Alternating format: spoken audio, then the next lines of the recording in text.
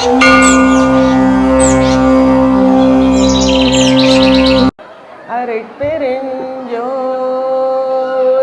அருட்பெருஞ்சோதி அருட்பெருஞ்சோதி அருட்பெருஞ்சோதி தனி பெருங்கருணை அருட்பெருஞ்சோதி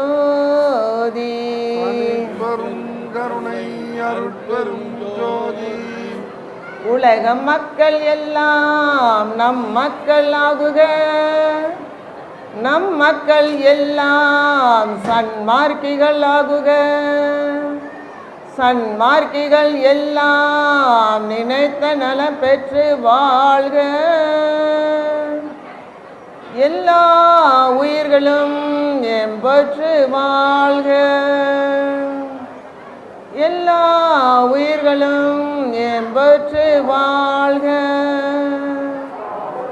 எல்லா உயிர்களும் எம்பற்று வாழ்க. கொல்லா நெறியே குவளையமெல்லாம் ஓங்குக, கொல்லா நெறியே குருவருள் நெறியென கொள்க, வள்ளல் மலர்பதம் வாழ்க வாழ்க வாழ்க. திருவருட்பிரகாச வள்ளலார் திவ்ய திருவடிகளே சரணம். திருவருட்பிரகாச வள்ளலார் திவ்ய திருவடிகளே சரணம். திருவருட்பிரகாச வள்ளலார் திவ்ய திருவடிகளே சரணம். எல்லாம் செயல்கூடும் என்னானை அம்பலத்தே, எல்லாம் வல்லான் தனையே ஏத்து. அருட்பெருஞ்சோதி அருட்பெருஞ்சோதி தனிப்பெருங்கருணை அருட்பெருஞ்சோதி. இங்கு வருகை தந்திருக்கும் அனைவரையும் நாம் சிரம் தாழ்த்தி பொற்பாதத்தை பணிந்து, மேடையில் அமைந்திருக்கும் பெரியோர்களையும் அவர்களுடைய நாம் சிரம் தாழ்த்தி அவர்களுடைய பொற்பாதத்தையும் பணிந்து, நம்ம இந்த சொற்பொழிவு நம்ம ஆற்றுறதை விட இது ஒரு அனுபவமான ஒரு நிலை அப்படின்னு நான் சொல்ல முடியும். பேருபதேசத்தை அதை வாசித்து விட்டு அதில் வள்ளல் பெருமான் தனக்கு அற்ப அறிவாக இருந்தது என்ற ஒரு சொல் ஆடல் 1873ஆம் ஆண்டு தொடங்கி இன்று வரை அந்த சொல் ஆடல்னால பலவிதமான ஒரு புரிதலை இருந்து கொண்டு தான் இருக்குது. இந்த இடத்துல என்னுடைய புரிதல் அருட்பெருஞ்சோதி ஆண்டவர் வள்ளல் பெருமான் அருள் குருவாக இருந்து என்னுடைய புரிதல் நான் என்ன புரிந்து கொண்டேன் என்று சொல்வதை விட எம்பெருமான் அருள் குருவாக இருந்து நான் இங்கே புறப்படுறதுக்கு ஒரு வாரத்துக்கு முன்பு, அம்மா உன்னுடைய சித்திவளாக மேடையில் இந்த பேருபதத்தில் சொல்லப்பட்டிருக்கின்ற அற்பறிவு என்கின்ற ஒன்றுக்கு நீ விளக்கம் சொல்ல வேண்டும் என்று எம்பெருமான் அருட்பெருஞ்சோதி ஆண்டவருடைய வேண்டுதல் அவர்கள் வேண்டி கொண்டது தக்கவாறு நான் ஒன்றும் அறியாது முழுமையும் தெரியாத ஒரு நிலையில் இருந்த போதிலும் என்னுடைய உள் உணர்வுக்கு எட்டியவாறு இதை இந்த மேடையிலே சொல்கின்ற ஒரு தருணத்தை எம்பெருமான் அருட்பெருஞ்சோதி ஆண்டவரும் எனக்கு அமைத்து கொடுத்ததற்கு அவர்களுக்கு கோடான கோடி நன்றிகளை நான் தெரிவித்துக் கொள்கிறேன். குற்றம் புரிதல் எனக்கேல்வே குணமாக கொள்ளன் உனக்கேல்வே என்று கூறியவாறு தெரிந்த வண்ணம் அறிந்த வண்ணம் மட்டுமே நான் சொல்கின்றேன்.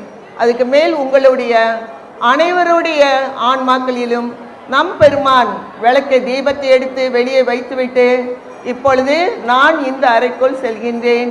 இறைவன் தீப முன்னிலையில் இருப்பதாக பாவித்து 28 பாசுரங்கள் உள்ள பாடலை அவர்கள் நமக்காக எடுத்து கொடுத்திருக்கிறாங்க. நான் இப்பொழுது இந்த அறைக்குள் செல்கின்றேன். இனிமேல் உங்களின் ஒவ்வொருவருடைய உள்ளத்திலும் நான் அமர்ந்து கொள்வேன் என்று நம் பெருமான் கூறுறாங்க. அப்படின்னா என்னன்னா இன்றும் நம்மளுடைய ஒவ்வொருவருடைய உள்ளத்திலும் அமர்ந்து தான் இருக்கிறாங்க. ஆனால் கல்லாக இருக்கின்ற நம்மளுடைய மனமானது நாம் பலவிதமான நிலையில் இருக்கின்றதுனால அதை நம்மால் கண்டு கொள்ள முடியவில்லை. அது மானசீக தீட்சை நம்ம சொல்வேன். ஒரு குருவானவர் நமக்குள் வந்து அமர்ந்து நம் உள்ளத்தில் வந்து அமர்ந்து நமக்கு செயல்படுத்துகின்றது என்ன சொல்றோம், அதுவே முழுமையான தீட்சையாக நமக்கு இருக்கின்றது. தனியாக நாம் போயிட்டு எங்கேயுமே ஒரு தீட்சை என்றோ சன்மார்க்கத்தில் நாம் எடுக்க வேண்டிய அவசியம் இல்லை. நம் பெருமான் நமக்கு கொடுத்து விட்டார்கள். நாம் எந்த நிலையில இருக்கோம், எந்த மனநிலையில் இருக்கோம், கடை விரித்தேன் கொள்வார் இல்லை கட்டி கொண்டேன் என்று சொல்றாங்க. எந்த கடையை பெருமான் விரித்தார், எதை கொண்டு போனார், எதை கட்டி விட்டார், எதை கொண்டு வந்தார் என்று நாம் சிந்திக்கும் பொழுது 2ஆம் திருமுறையில் 83வது பதிகத்துல 3வது பாடலாக இது அமைந்திருக்குது. எல்லாம் தெரிந்த இறைவா. நம்ம பத்தி எல்லாமே இறைவனுக்கு தெரியுமா தெரியாதா? நம்ம மறைச்சு வைக்க முடியுமா முடியாதா? முடியவே முடியாது. ஏன்னா அவர் நம்மளுடைய உள்ளத்துல தான் இருக்கிறாரு. அவர் வெளியே இருந்து நம்மளை பார்க்கவில்லையே. நாம் சொல்கின்ற செய்கின்ற ஒவ்வொரு சொல்லும் செயலும் இறைவன் பார்த்து கொண்டுதான் இருக்கிறாங்க. அதனால வள்ளல் பெருமான் சொல்றாங்க, எல்லாம் தெரிந்த இறைவா நின் தன்னருள் ஏது இல்லா. நீ உன்னுடைய என்ன ஆகணும், உன்னுடைய பரிபூர்ணமான தன் அருளை எனக்கு வேண்டும். இதெல்லாம் பொல்லாத பாவி புலையேன். உன்னுடைய அருள் எனக்கு என்ன வேணும், முழுமையாக எனக்கு வேணும். அப்ப நீ எனக்கு தரணும் அத. ஆனா நான் எப்படி இருக்கேன், பொல்லாத பாவி புலையேன். நான் எப்படி இருக்கிறேன், பொல்லாத பாவி புலையேனாக நான் இருக்கிறேன். பிழையை பொறுத்தருள்வாய் சொன்ன இல்லையா? நம்ம என்னென்ன பிழைகள் நம்ம செய்தாலும் அவர் என்ன செய்வாரு, நம்மளுடைய பிழைகள் எல்லாவற்றையும் இறைவன் தாயாகவும் தந்தையாகவும் நமக்குள் இருந்து நம்மளுடைய பிழைகள் அத்தனையும் அவர்கள் என்ன செய்யறாங்க, பொறுத்தருள்வாய். அவங்க என்ன செய்யறாங்க, நம்மளுடைய குற்றங்கள் எல்லாவற்றையும் அவங்க பொறுத்தருளாங்க. பிழையை பொறுத்த கல்லா மனக்கடை ஏனே பாருங்க, கல்லா மனக்கடையாலே. இந்த இடத்துல நம்ம அழுத்தமா நம்ம பார்க்க வேண்டிய ஒரு விஷயம் என்னன்னா, இந்த கடை விருத்தேன் அல்ல, என்ன கடை, கல்லா கல்லு போல இருக்குது. நம்மளுடைய மனசு எப்படி இருக்குன்னா, கருங்கல்லிலும் பாறைக்கல்லிலும் அழுத்தமாக இருக்கிற மாதிரி நம்மளுடைய மனமானது கல்லாய் இருக்கின்றது. அதனால் கல்லா மனக்கடையாலே. இந்த மாதிரி இந்த கல்லு போல உன் மனசை வச்சுக்கிட்டு உயிர் இரக்கமே இல்லாம கருணையே இல்லாம உன்னுடைய அருளை எனக்கு கொடுக்க வேண்டுமே என்று நீ சொன்னாய். ஆனால் எவ்வாறு நாம் பெற்றுக்கொள்ள முடியும், பெற்றுக்கொள்ள முடியுமா முடியாதா? பெற்றுக்கொள்ளவே நம்மால் என்ன செய்ய முடியாது, முடியவே முடியாது. நம்மளுடைய உள்ளமானது எப்படி இருக்கணும், நம்மளுடைய மனதானது நமக்குள் எப்படி இருக்க வேண்டும், கல்லாக இருக்கக்கூடாது, கருணே ரூபமாக நாம் இருக்க வேண்டும். அந்த கருணையோடு இருந்தால் மட்டுமே நமக்கு என்ன ஆகும், அந்த எல்லா அருளையும் நம்ம என்ன செய்யலாம், நாம் பெற்றுக்கொள்ளலாம். கல்லா மனக்கடையாலே கடை வைத்து கண்டது. இந்த இடத்துல அதனாலதான் கடை விரித்தேன் கொள்வார் இல்லைன்னு. ஏன் கொள்ளல, நமக்கு கருணை இல்லை. நீ கல்லாகி இருக்கின்ற இந்த மனதை வைத்து கொண்டு நீ என்ன செய்யற, அந்த போயிட்ட இறை அருள் எனக்கு வேணும், இறை அருள் எனக்கு வேணும்னு கேட்டா நமக்கு கிடைக்குமா கிடைக்காதா? கிடைக்காது. கடை வைத்து கண்டது என்ன கிடைச்சது, துன்பு அல்லால். துன்பம் தான் கிட்டுது. அணுதுணையும் அறியேன் இன்பமாவது எதுவே. நான் மனசை கல்லாக வைத்துக்கிட்டு எல்லாம் இருந்த இறைவா உன்னுடைய அருளை எனக்கு கொடு நான் அப்படின்னு சொல்லி நான் கேட்கிறேன். ஆனா நான் என்ன பண்ணிருக்கிறேன், என்னோட மனசை நான் கடைய வச்சிருக்கிறேன். அதனால நான் பெற்றது என்னது, துன்பம். அதனால நமக்குள் ஒவ்வொருவருக்குள்ளும் என்ன வேண்டும், உயிர் இரக்கம் என்கின்ற ஒன்று வேணும், கருணை என்கின்ற ஒன்று வேணும். அது இருந்தால் மட்டுமே நம்ம என்ன செய்ய முடியும், இறைவனுடைய பூரணமான அருளை நாம் பெற்றுக்கொள்ள வேண்டும். ஒவ்வொரு உயிரிலும் இறைவன் இருக்கின்றார். அதனாலதான் எல்லா உயிர்களும் எம்பொற்று வாழ்க. அந்த உயிருக்குள்ள நாமும் இருக்கின்றோம். அதனால என்னைய காப்பாத்து எல்லாரையும் காப்பாத்து நம்ம என்ன செய்ய வேண்டாம், சொல்ல வேண்டிய அவசியம் இல்லை. சோ இன்றிலிருந்து எல்லாரும் என்ன செய்ய வேண்டும்? கொலை புலையை தவிர்த்து உள்ளத்தை கருணையோடு நாம் வைத்து கொண்டோமானால் அந்த பரிபூர்ணமாக இருக்கின்ற அந்த அருளை நாம் எல்லோருமே பெற்றுக்கொள்ளலாம். இதுவே தான் இந்த பாடலை தான் கடைவிரித்தேன் கொள்வார் இல்லை கட்டி கொண்டேன் என்று மருவி அந்த இதுக்கு அதை சொல்லி கொண்டு இருக்கிறாங்க. அவர் வந்தாரு, சொன்னாரு, கேட்கல, போயிட்டு உள்ள போயிட்டாரு அப்படின்னு சொல்லி அது அர்த்தம் இல்ல. கல்லு போன்ற இந்த மனக்கடையை நீ விரித்து இறை அருளை உன்னால் பெற்றுக்கொள்ள முடியாது. ஏன் கட்டி கொண்ட? பிறப்பு மறுபடி மறுபடி மறுபடின்னு என்ன பண்ற? உன்னுடைய உள்ளம் கருணையாக இல்லதுனால, ஜீவ காரணியத்தோடு இல்லதுனால என்ன பண்ற? துன்பம். எத்தனை பிறப்பு என்று நமக்கு தெரியாது. அடுத்த பிறப்பு மனித பிறப்பா என்றும் நமக்கு தெரியாது. அதனால் நாம் எல்லோரும் என்ன வேண்டும்? அந்த கருணை உள்ளத்தோடும் இறை சிந்தனையோடும் நாம் அடுத்து நம்ம பார்க்க போறோம். பேருபதேசத்தில் என்ன சொல்லி இருக்கிறாங்கன்னா, பெருமான் அப்பொழுது எனக்கு அற்ப அறிவாக இருந்தது. அதுக்கு சாட்சியாக என்னுடைய திருவருப்பாவும் சோஸ்திர பாடல்களும் நம்ம சபைக்கு கொண்டு வந்தால் அதுவே சொல்லும் அப்படின்னு சொல்லி அவங்க சொல்லியிருக்கிறாங்க. அதை கொஞ்சம் நம்ம பார்ப்போம். அதாவது 1873 ஆண்டு 21/10/1873 பெருமான் நம்மளுக்கு என்ன செய்றாங்க?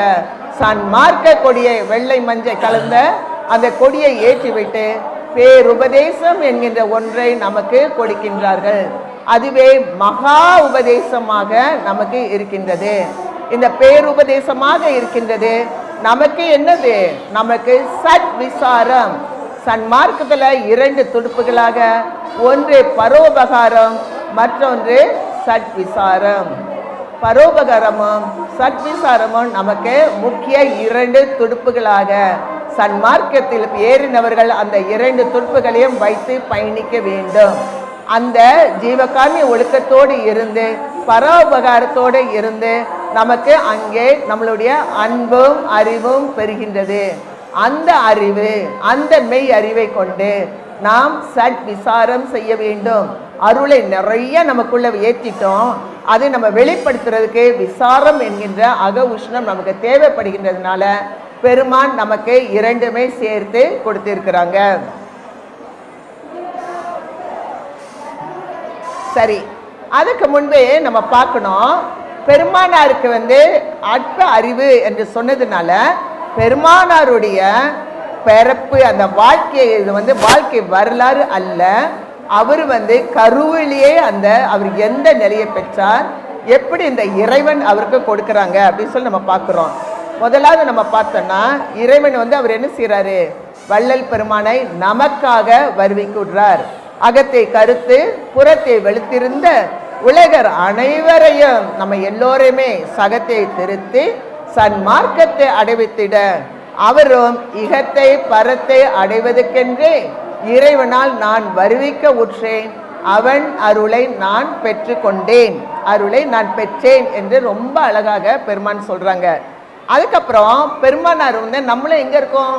பாசாந்த காலத்துல அஞ்ஞான வெளியில இருந்த நம்மளுக்கும் தனுகரண போன போகம் என்று கொடுத்து இந்த ஒரு சிற்றறிவு நமக்கு கொஞ்சோடு அறிவு கொடுத்து இந்த பிறப்புக்கு நம்மளை உட்படுத்தி இருக்கின்றார்கள். நம்ம எல்லோரும் இந்த மனித பிறப்பை நாம் எடுத்து இருக்கின்றோம். மனம் என்கின்றது விரிந்ததுனால மனிதன் என்கின்ற ஒரு பேரோடு நாம் எல்லோரும் என்ன செய்கிறோம்? வாழ்ந்து கொண்டு இருக்கின்றோம். இப்போ பெருமானார் அந்த கட்டத்தில் மலத்தில் கிடந்தே தன்னை எடுத்து அருளி, நம்மளை போல அந்த நிலையில் இருக்கிறப்ப அந்த இறைவன் என்ன செய்கிறார்? இவரை மலத்திலே கிடந்தேன் தன்னை எடுத்து அருளி மன்னிவ வடிவழித்து, வடிவ அருள் வடிவமாகி இருக்கின்ற பாருங்க, அங்கிருந்து அவருக்கு அழித்து. இதுல ஒரு ரொம்ப ரொம்ப முக்கியமான விஷயம்னா, அறிஞர் குலத்திலே பயிலும் தரமு இங்கு எனக்கு கொடுத்து, நமக்கெல்லாம் என்ன செஞ்சாங்க? அங்கிருந்து எடுத்து நம்மளுக்கு கொஞ்சோடு ஒரு சிற்றறிவை கொடுத்து நம்ம இந்த நிலைக்கு நம்மளை அனுப்பியிருக்கிறாங்க. ஆனால் வள்ளல் பெருமானையோ அங்கிருந்து அந்த இருந்து எடுத்து அவருக்கு ஒரு அருள் வடிவை கொடுத்து எங்க அறிஞர்கள் குலத்திலே பயிலும் அறிவை அவருக்கு கொடுக்கிறாரு. அந்த பிறப்பிலே அவரை எடுத்து அனுப்புறப்ப அவருடைய அறிவு எப்படி இருக்கு? அறிஞர்கள் மத்தியில், அதான் ஓதாது உணர்ந்திட ஒளியளித்தளிக்கே ஆதாரமாகி அருப்பெருஞ்சோதின்றாரு. அவர் யாருக்கிட்டே போய் கற்றுக்கொள்ளலை, எதுவுமே இல்லை. அப்போ அவருக்கு என்ன ஆகுது? அங்கே அறிஞர்கள் குலத்திலே பயிலும் தரமிங்கு எனக்கு கொடுத்து உள்ளே விளங்கும் சத்குருவே அப்படின்னு சொல்லி கொடுக்குறாங்க. இல்லை நம்ம எடுத்துக்கிற விஷயம் என்னன்னா, அங்கிருந்து அவரை எடுத்து இங்கே நம்ம இந்த பிறப்புக்கு உட்படுத்துகிறப்ப அறிஞர்களுடைய மத்தியில் இருக்கின்ற அந்த அறிவாகி இருக்கின்ற அந்த ஞானத்தோடு தான் அவர் வருகின்றார். ஏன்னா அந்த தலைப்பு அவருக்கு அந்த ஞானம் இல்லை என்கின்றனால இது என்ன ஆகுது? நாம் இந்த இடத்துல அதை குறிக்கின்ற ஒன்று. இன்னொரு இடத்துல சொல்றாங்க, கருவில் கலந்த துணையே. அவர் கருவாக இருக்கின்றப்பையே கருவிலே இறைவன் என்ன செய்கின்றார்? அவருடைய முழுமையாக அவருடனே கலந்து கொள்கின்றார். கண்ணில் கலந்த ஒளியே, கண்ணில் கலக்கின்றார், உருவில் கலக்கின்றார், உணர்வில் கலக்கின்றார். எல்லா நிலையிலும் அவர் கலந்து சித்தி அளித்த பெருங்கருணை தேவே உலகத்திரள் எல்லாம் மறுவி கலந்து வாழ்வதற்கே வாய்த்த தருணம் இது என்று அவர் சொல்றாங்க. அப்போ அந்த கருவிலே அவர் என்ன செய்றார்? கருவில கலந்து, கண்ணில் கலந்து, உருவில் கலந்து, உணர்வில் கலந்து, எல்லா சித்தியும் அருளையும் கொடுத்து சித்தியை அளித்த பெருங்கருணையாக இருக்கின்ற இறைவன் வள்ளல் பெருமானுக்கு கருவிலே அத்தனையும் அவருக்கு கொடுத்து விடுகின்றார். அதை விட நம்ம ரொம்ப முக்கியமான ஒன்று நம்ம பார்த்தோன்னா, உருவமும் அருவமும் உபயமும் உளதிலதாய் ஒளிர் ஒரு தனி முதலே கருவினில் எனக்கு அருள் கழிந்து அளித்தவனே. எங்க பெருமானார் அந்த கருவிலே இருக்கும் பொழுது அவருக்கு என்ன செய்யறாங்க? அவருக்கு பரிபூரணமான அருள், எனக்கு அருள் கனிந்தளித்தவனே, கண்ணுடையாய் பெருங்கடவுளர் பதியே, திருநிலை பெற என்னை வளர்க்கின்ற பரமே. அப்போ அந்த கருவிலே கலந்த இறைவன் அவர் என்ன செய்யறாரு? அந்த பரநிலையாகி இருக்கின்ற சிவகுரு துரியத்தில் தெளி அனுபவமே. அப்போ பார்த்தீங்கன்னா அந்த நம்மளுடைய பெருமானார் அந்த கருவிலே இருக்கின்ற அந்த தருணத்திலே இறைவன் அவனோடு கலந்து அவரை என்ன செய்கிறாரு? சிவகுரு துரிய நிலை வர ஏற்றப்படுகின்றது. அங்கே ஏற்படுகின்ற அந்த அனுபவத்தையும் அவர் என்ன செய்கிறாரு? பெற்று கொள்கின்றார். இப்போ இந்த துரிய சிவதுரியம் என்று சொல்றப்ப அந்த துரியம் என்கிற நிலையும் துரியத்துக்கு அடுத்து, அதாவது சாக்கிரம் சொப்பனம் சுளுத்தி துரியம், அதுக்கு அடுத்துதான் துரியாதீதம் அப்படின்னு நம்ம பார்க்குறோம். நம்ம அதுக்குள்ள விரிவாக நம்ம பார்க்கறது இல்லை, அது என்ன என்று மட்டும் நம்ம பார்த்துக்குவோம். துரியம் என்ற நிலை துரியம் என்றும், அந்த துரியம் என்கிற நிலை ஜீவ துரியம் என்றும், பர துரியம் என்றும், சிவ துரியம் என்றும் அது என்ன செய்யுது? மூன்றாக அது பிரித்து நம்ம பார்க்கின்ற ஒரு நிலையில இருக்கு.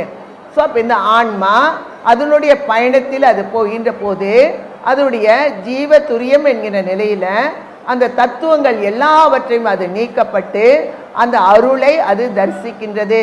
அது அருளை அது காண்கின்ற போது இந்த தத்துவ நிக்கிரகங்கள் எல்லா தத்துவங்களையும் நிக்கிரகம் செய்தது அந்த அருள்தான் என்பதை இந்த ஆன்மா உணர்கின்றது. அப்பொழுதுதான் நான் யார் என்கின்ற உணர்வு அந்த ஜீவத்துரிய நிலையில் இந்த ஆன்மாவுக்கு கிடைக்கின்றது. ஸோ அந்த நிலையிலிருந்து அடுத்த நிலைக்கு அது போகும் பொழுது அருள் துணை கொண்டு அதை நீக்கினதுனால இந்த ஆன்மா அருளே வடிவமாக அது மாறுகின்றது. அருள் வேறு இது வேறு அல்ல, அந்த நிலையில் இந்த ஆன்மா பயணித்து செல்கின்றது. அதுக்கு அடுத்த நிலை என்னது? சிவத்துரிய நிலை, அதாவது சிவகுரு துரியம் என்கின்ற அந்த நிலை. அந்த நிலை என்னன்னா, இந்த பர துரியத்திலிருந்து அந்த ஆன்மா அதனுடைய அருளாகவே இருக்கின்ற அந்த ஆன்மா அந்த அருளில் இருந்து அந்த வடிவில் இருந்து அது என்ன செய்த அடுத்த நிலைக்கு சிவாத்வைதம் என்கின்ற சிவம் என்கின்ற இரண்டும் அற்ற நிலையில அதை நம்ம பார்க்கலாம். அந்த நிலையில அது என்ன செய்யுதுன்னா அந்த இடத்துல தான் அதுக்கு சிவதுரியம் இல்லைன்னா குரு துரியம் என்கின்ற நிலை அதுக்கு கிடைக்குது. அப்போ நம்மளுடைய ஆன்மா பயணத்தில் நம்ம போனோம்னா வந்து என்ன செய்யணும், தத்துவங்களை நிக்கிரகம் செய்து அதன் பிறகு அருளே நம்ம அதை பெற்று அந்த அருளாலே அடுத்து ஸ்வாத்வைதம் அந்த அருள் போதத்தையும் நம்ம போக்கி அடுத்த நிலையில் ஸ்வாத்வைதம் என்கின்ற அந்த நிலையை நாம் அடைகின்ற ஒரு தன்மையாக இந்த ஆன்மா இருக்கின்றது. நம்ம இதை ஏன் நம்ம எடுத்து சொல்கிறோன்னா, பெருமானாருடைய அந்த அறிவு எந்த ஒரு நிலையில் அந்த கருவிலே அவர் எந்த நிலையோடு இந்த உலகிற்கு வருவிக்க உற்றார் என்பதை நம்ம தெரிந்து கொள்வதற்காக தான் இதை நம்ம எடுக்கிறோம். அடுத்து பார்த்தீங்கன்னா இப்பொழுது பேருபதேசம். இப்போ பேருபதேசத்தில் ஐயா என்ன சொல்லியிருக்கிறாங்க என்றதை நம்ம பார்த்து விட்டு அதிலிருந்து நம்ம போகிறோம். பெருமானார் பேருபதேசத்தில் என்ன சொல்கிறாங்கன்னா, சைவம் வைணவம் முதலிய சமயங்களிலும் வேதாந்தம் சித்தாந்தம் முதலிய மதங்களிலும் லட்சியம் வைக்க வேண்டாம். பெருமானார் சொல்றாங்க இல்லையா, சைவம் வைணவம் சமயங்கள் முதல்ல வேதாந்தம் சித்தாந்தம் அதிலெல்லாம் நீ என்ன பண்ணாத, எந்த லட்சியமும் நீ வைக்க வேண்டாம். அவற்றில் தெய்வத்தை பற்றி குழு குறியாக குறிச்சுதான் இருக்கிறாங்க, ஒரு குறித்து இருக்கின்றதே அன்றே புறங்கவியாக சொல்லவில்லை. அது ஒரு குழு குறியாதான் என்ன பண்ணியிருக்கிறாங்க, அதுலலாம் சொல்லியிருக்கிறாங்க. அதனால நீ என்ன பண்ணு, நீ அதில் நீ லட்சியம் வைக்க வேண்டாம் அப்படின்னு சொல்லி இந்த இடத்துல அவங்க கொடுக்குறாங்க. அவ்வாறு பயிலுவோமானால் நமக்கு காலம் இல்லை, நமக்கு நேரம் இருக்கா, நேரம் பத்தாது. ஆதலால் அவற்றில் லட்சியம் வைக்க வேண்டாம். ஏனெனில் அவைகளிலும் சமய மதங்களிலும் அற்ப பிரயோஜனம். நம்ம இப்போ போயிட்டு எல்லாம் சொல்லுவாங்க, அவரே இதை படித்து தானே வந்தார், அதனால நான் இதை படிக்க போகிறேன், அதுக்கப்புறம் நான் அதை பார்த்துக்கிட்டேன், அதுக்கு நமக்கு என்ன இல்லை, காலம் இல்லை. அதனால அந்த அற்ப பிரயோஜனத்தை நீ என்ன வேண்டாம், பெற்றுக்கொள்ள வேண்டாம். அதனால நீ என்ன பண்ணுனா அதில் நீ லட்சியம் வைக்க வேண்டாம். அதில் லட்சியம் வைத்தனா உனக்கு கிடைக்குது, அற்ப பிரயோஜனம் பெற்று கொள்ள கூடுமே அல்லது ஒப்பற்ற பெரிய வாழ்வாகிய இயற்கை உண்மை என்னும் ஆன்ம அனுபவத்தை பெற்று கொள்கின்றதற்கு முடியாது. நம்மளுடைய சன்மார்க்கம் மட்டும்தான் என்ன செய்து நம்மளுடைய ஆன்ம அனுபவம், ஆன்ம லாபம், பேரின்ப லாபம், மரணமில்லா பெருவாழ்வு என்பதை சன்மார்க்கம் மட்டுமே தான் நமக்கு எடுத்து சொல்கிறது.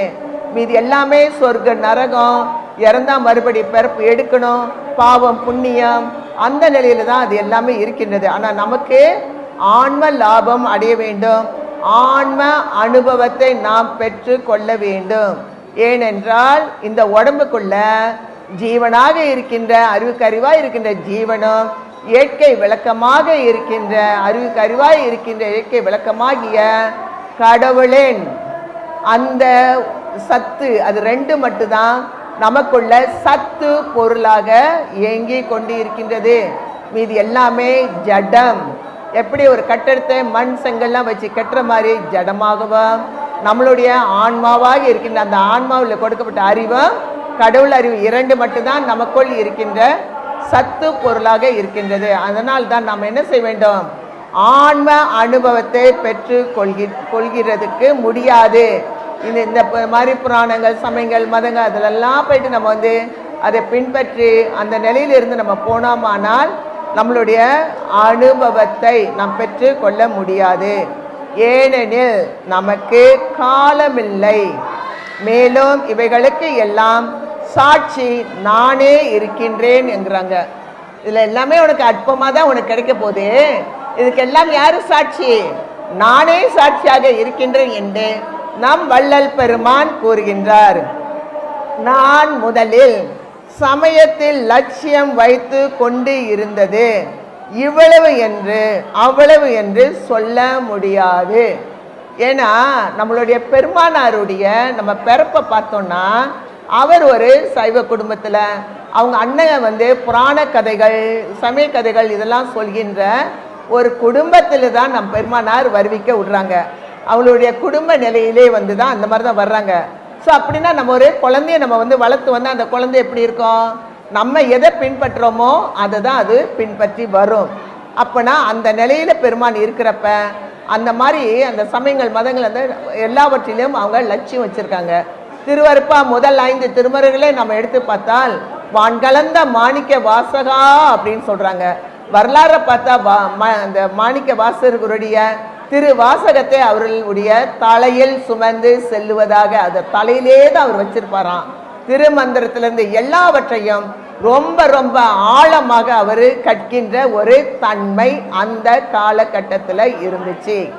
அப்ப அதனால தான் அவர் சொல்றாரு, அந்த சமயத்தில் லட்சியம் வைத்து சொல்ல எவ்வளவு நான் வந்து அவ்வளவு இவ்வளவு என்று என்ன செய்ய முடியாது, சொல்ல முடியாது. அந்த லட்சியம் இப்பொழுது எப்படி போய்விட்டது பார்த்தீர்களா? இப்ப என்னாச்சு, பேருபதேசம் சொல்றப்ப அந்த நிலை வந்து மாறி போகின்றது. அந்த மாதிரி எதுவுமே வேண்டாம் அப்படின்னு சொல்றப்ப அந்த லட்சியம் வந்து இப்ப என்ன ஆயிருச்சு, எப்படி போய்விட்டது என்று பார்த்தீர்களா? அப்படி லட்சியம் வைத்ததற்கு சாட்சி, அந்த மாதிரி இந்த லட்சியம் வைத்துட்டு இருந்ததுக்கு சாட்சி வேறு வேண்டியது இல்லை. நம்ம வேறு யார்ட்டுமே போய் கேட்க வேண்டாம். இல்லை, நான் சொல்லி இருக்கின்ற திருவருட்பாவில் அடங்கி இருக்கின்ற சோஸ்திரங்களே போதும். இந்த இடத்துல தான் வந்து அவர் என்ன சொல்றாருன்னா, நம்ம வேற யாருக்கிட்டே போய் நானே ஒரு சாட்சியா தான் இருக்கிறேன், நானே சாட்சியாக முதல் 5 திருமுறைகளில் என்னுடைய திருவருட்பாவில் உள்ள அந்த தோத்திர பாடல்களே அதுவே சாட்சி சொல்லும் நான் எவ்வளவு அழுத்தமாக இருக்கின்றேன் என்று. ஏன்னா அதில் பார்த்தீங்கன்னா 200க்கு மேலப்பட்ட சிவத்தலங்கள் ஐயா பாடி இருக்கிறாங்க. அருளாளர்கள் எல்லோரையும் பற்றிய திருக்குறள், திருவாசகம், திருமந்திரம், புராண கதைகள், வேதாந்தம், சித்தாந்தம் எல்லாமே அதுக்குள்ள கலந்த ஒன்றாக தான் ஐயா வந்து நமக்கே கொடுத்து இருக்கின்றார்கள். இல்லை இன்னொரு விஷயம் நான் என்ன சிந்திப்பேன்னா, எல்லாமே அதுக்குள்ள இருக்குது இல்லையா? அப்போ நம்ம அதை படிக்கிறப்பே கொஞ்சம் கொஞ்சம் அங்கங்கே டச் பண்ணிக்கலாமே. புராணங்கள் அது எல்லாமே நமக்கு என்ன ஆகும், கொஞ்சம் கொஞ்சமாக நமக்கு தெரிய ஆரம்பிக்கும். இதை விட்டு விட்டு நம்ம என்ன வேண்டாம், தனியாக போயிட்டு ஒரு புராண கதையை அதையும் நம்ம படிக்க வேண்டிய அவசியம் இல்லை.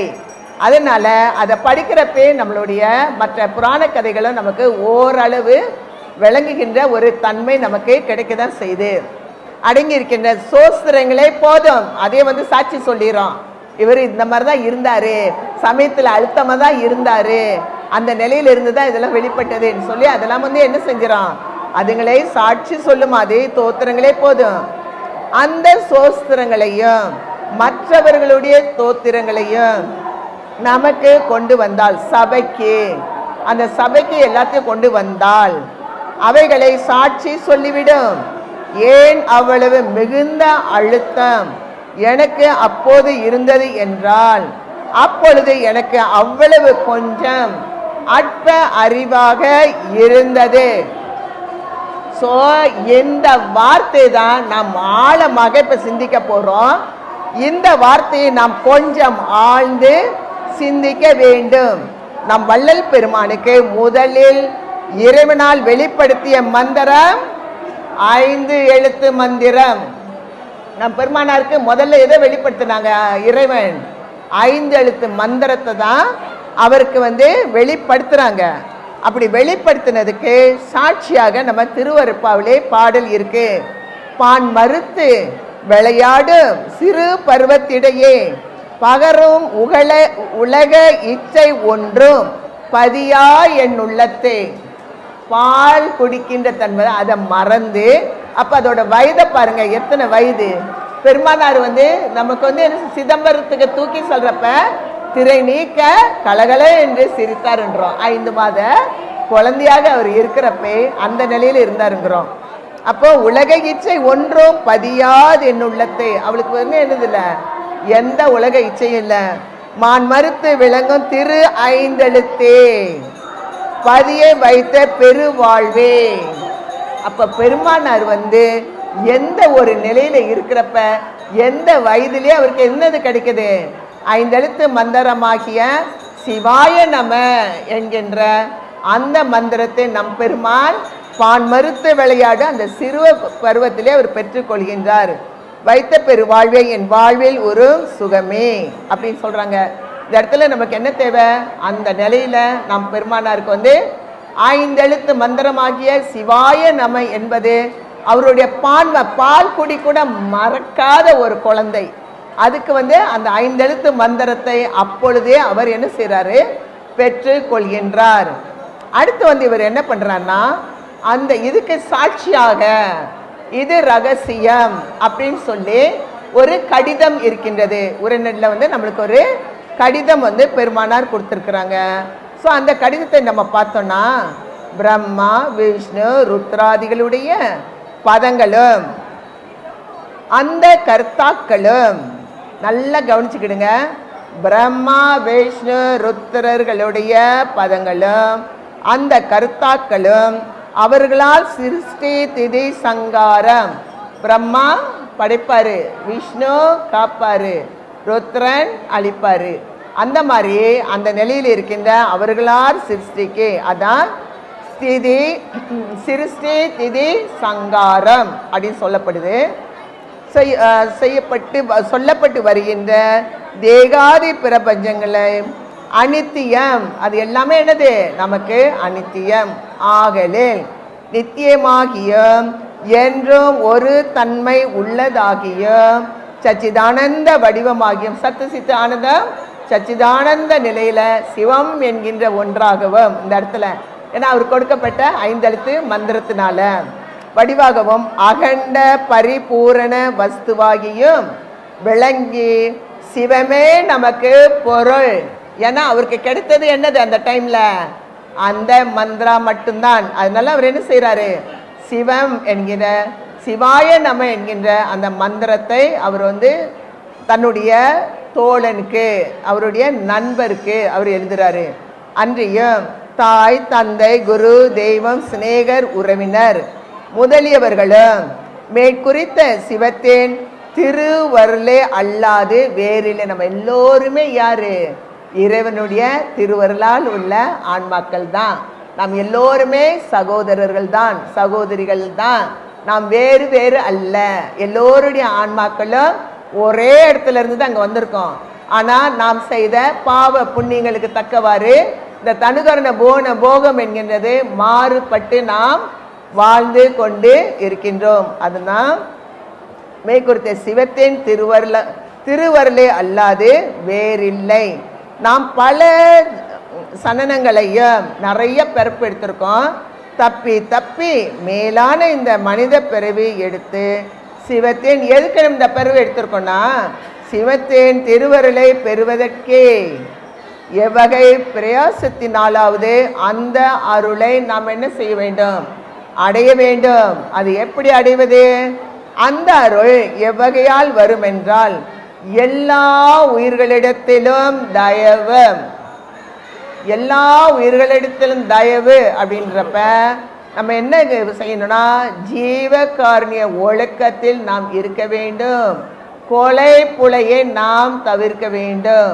நான் சிவனை வணங்கிக்கிட்டு இருக்கேன், நான் எல்லாத்தையும் சாப்பிட்டுட்டு போயிட்டு சாப்பிடுவேன், நான் கோயிலுக்கு போகிறேன், நான் எல்லாவற்றையும் இறந்தது எல்லாவற்றையும் சுடுகாட்டில் புதைக்கின்றார்கள், இறந்த எல்லாவற்றையும் வயிற்றுக்குள்ள போட்டு வயிற்றை சுடுகாடாக கொண்டு கடவுள் முன்னாடி நின்றுக்கிட்டு அப்பா என்னை காப்பாத்துனா அவர் எப்படி நம்மளை காப்பாற்றுவார்?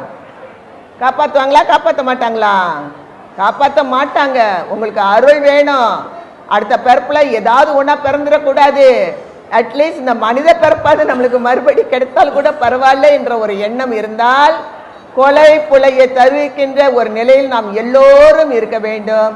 கருணையே உள்ளமாக நாம் கொண்டு நாம் வாழ வேண்டும். சரி, அந்த அருள் எவ்வகையால் வரும் என்றால், எல்லா உயிர்களிடத்தில் தயவும், பிரபஞ்சத்தில் வெறுப்பும், சிவத்தினிடத்தில் அன்பும் மாறாது நம்மிடத்தில் இருந்தால், எல்லா உயிர்களிடத்துல என்ன இருக்கணும்? தயவு இருக்கணும். இறைவன் மீது என்ன இருக்கணும்? அன்பு இருக்கணும். பிரபஞ்சத்தின் மீது என்ன இருக்கணும்? வெறுப்பு இருக்கணும். ஏன்னா இது எல்லாம் மாயினால் ஏற்படுத்தப்பட்டது. இது இயற்கை அல்ல, ஒரு நாளைக்கு அழிந்து விடும். இயற்கையாக இருக்கின்ற இறைவன் மட்டும் நித்தியமாக என்றென்றும் இருப்பார் என்பதை நாம் ஒவ்வொருவரும் மனதில் வைத்து கொள்ள வேண்டும். நாமும் அதனை அடைந்து எதிரற்ற சுகத்தில் இருப்போம். இது சத்தியம். இனி மேற்குறித்த சாதனத்தை நாம் பெறுவதற்கு சிவ பஞ்சாசர தியானமே முக்கிய காரணமாக இருக்கின்றது என்று நம் பெருமானாருக்கு முதலில் கொடுத்த சிவாய நம என்கின்ற 5 எழுத்து மந்திரத்தை அவர் பெற்று கொண்டதுனால நீ எப்படி இரு, இந்த நிலையிலே நீ அந்த மந்திரத்தை நீ சொல்லிக்கொண்டு இரு அப்படின்னு சொல்லி அதை கொடுக்குறாங்க. ஆக நீ இடைவிடாது நல்ல மனதோடு அதனை தியானிக்க வேண்டும். இது நம்மளுக்கு ஒரு பிரிவாக தான் இது என்ன செய்யும், பிரிந்து செல்லும். இப்போ முதல்ல 5 எழுத்து மந்திரத்தை கொடுத்துட்டாங்க, சிவாய நம என்று அவங்க சொல்லிட்டாங்க. அந்த சிவாய நம என்று சொல்லி எல்லா புராணங்கள் இதிகாசங்கள் எல்லாமே அந்த மந்திரம் சொல்லி தான் அது எல்லாமே செயல்பட்டு கொண்டு இருக்கின்ற ஒன்றாக இருக்கின்றது. சரி, இப்பொழுதுதான் நம்ம என்ன செய்ய போறோம், அடுத்து இந்த அற்ப அறிவு என்றால் என்ன என்பதை நாம் இப்பொழுதுதான் என்ன போகிறோம், பார்க்க போகின்றோம். இதை பார்ப்பதற்கு ஒளிவில் ஒடுக்கத்திலிருந்து நம்மளுக்கு என்னது, ஒளிவில் ஒடுக்கத்திலிருந்து 159வது பாடல் விரத்தி விளக்கம் என்ற தலைப்புல இந்த பாடல் இருக்கின்றது. நம்ம ஒன்று எடுத்துட்டு அப்படி இல்லை, அந்த பாடலை நம்ம பார்த்தோன்னா அறிந்து ஒன்றை நம்ம என்ன செய்ய வேண்டும், அறிந்து கொள்ள வேண்டும். அடுத்து நம்ம என்ன செய்ய வேண்டும், பற்றி. ஸோ அதை பற்றுகின்ற ஒரு தன்மை முதல்ல அறியணும், அடுத்து அதை பற்றணும், அதன் பேர் நின்று அழுந்தி. அப்ப இது எப்படி இருக்குதுன்னா, ஒரு பொருளை நம்ம பார்க்குறப்ப அது நம்ம என்ன செய்யறோம், முதல்ல அதை பற்றுறோம். ஒன்று பார்க்குறப்ப ஓ இதுதான் அப்படின்னு சொல்லி அதை பற்றுறோம். பற்றுனோன்னா அடுத்து என்ன செய்யறோம், ஆமா இது என்ன அப்படின்னு சொல்லி நம்ம அறிந்து கொள்ள வேண்டும். இது என்னது, இது என்னது, இது என்னது என்று நாம் என்ன செய்ய வேண்டும், அதனை நாம் அறிந்து கொள்ள வேண்டும். அதன் பிறகு அது நமக்கு சகாயமாக இருந்தால் அதுல நம்ம என்ன செய்யறோம், அதில் அழுந்தி விடுகின்றோம். அதை விட்டு நம்ம போக மாட்டோம். அசைவ உணவு எடுக்காத எடுக்காத எடுக்காதன்னு சொன்னாலும் அதை மாமிசை பார்த்து அதில் பற்ற வச்சு அதுல அழுந்தி போயிடுறாங்க. அழுந்தி போனவங்களை எப்படி தூக்கி வெளியே போடுவது, அழுந்தி போனவங்களை எடுத்து போட முடியுமா, முடியாது. எதிலுமே நாம் அழுந்தி விட்டால் அதிலிருந்து வெளியொரு சமயங்கள் மதங்கள் மார்க்கங்கள் எல்லாம் பொய் பொய் பொய் என்று நம் பெருமானார் சொல்றாங்க. ஆனா சமயங்கள் மதங்கள் மார்க்கங்கள்ல அழுந்தி போனவங்க வர்றாங்களா, வரமாட்டாங்க. அதுதான் பிரச்சனையே. அப்போ இப்போ என்ன சொல்றாரு, ஒன்றை அறிந்து, அதாவது இந்த பாடல பார்ப்போம், அறிந்து பற்றி நின்று அழுந்தும் அற்ப அறிவை அறிந்து. இந்த இடத்துல அற்ப அறிவு என்று நம் பெருமானார் என்னத்தை சொல்றாங்கன்னா, எதை நம்ம அறிந்து எதை அதை பற்றி எதுல அழுந்து போயிருக்கிறோம். பெருமானார் எல்லாரையுமே கடை தேர்த்துட்டோம்னு நினைக்கிறாங்க. அவர் காலகட்டத்தில் எவ்வளவோ முயற்சி செய்யறாங்க. ஆனால் என்ன ஆயிருது, அந்த இடத்துல அழுந்து இருந்ததுனால. அதே போல நம் பெருமானாருடைய இதையும் நம்ம பார்க்க போறோம். ஏன் இதை கொண்டு பெருமானாரை நாம் ஒப்பிட்டு சொல்றோம் என்று இப்ப எல்லாம் ஞாபகம் வைத்துக் கொள்ளுங்கள். அற்ப அறிவு என்றால் ஒன்றை அறிந்து பற்றி அதில் அழுந்துவதே அற்ப அறிவு. அற்ப அறிவை அறிந்து சுத்தியே பேரறிவாய் நிறைந்து சிவம் தோயாமல் நின்றது போல் தோற்ற முதல் 5உடனும் தோயாமல் சுத்த துறவு அப்படின்னு சொல்லி இந்த இடத்துல அவங்க நமக்கு கொடுக்கறாங்க. ஸோ இந்த இடத்துல இருந்து தான் நம்ம என்ன பார்க்க போறோம், அந்த அறிவு எப்படி செயல்படுகின்றது என்பதை நம்ம பார்க்க போறோம். அப்போ பெருமானார் என்ன செய்யறாங்கன்னா, அந்த 5 திருமுறை நம்ம எடுக்கிறப்ப ஒவ்வொரு கோயிலுக்காக சென்று அவர் பாடுகின்ற ஒரு தன்மை இருக்குது.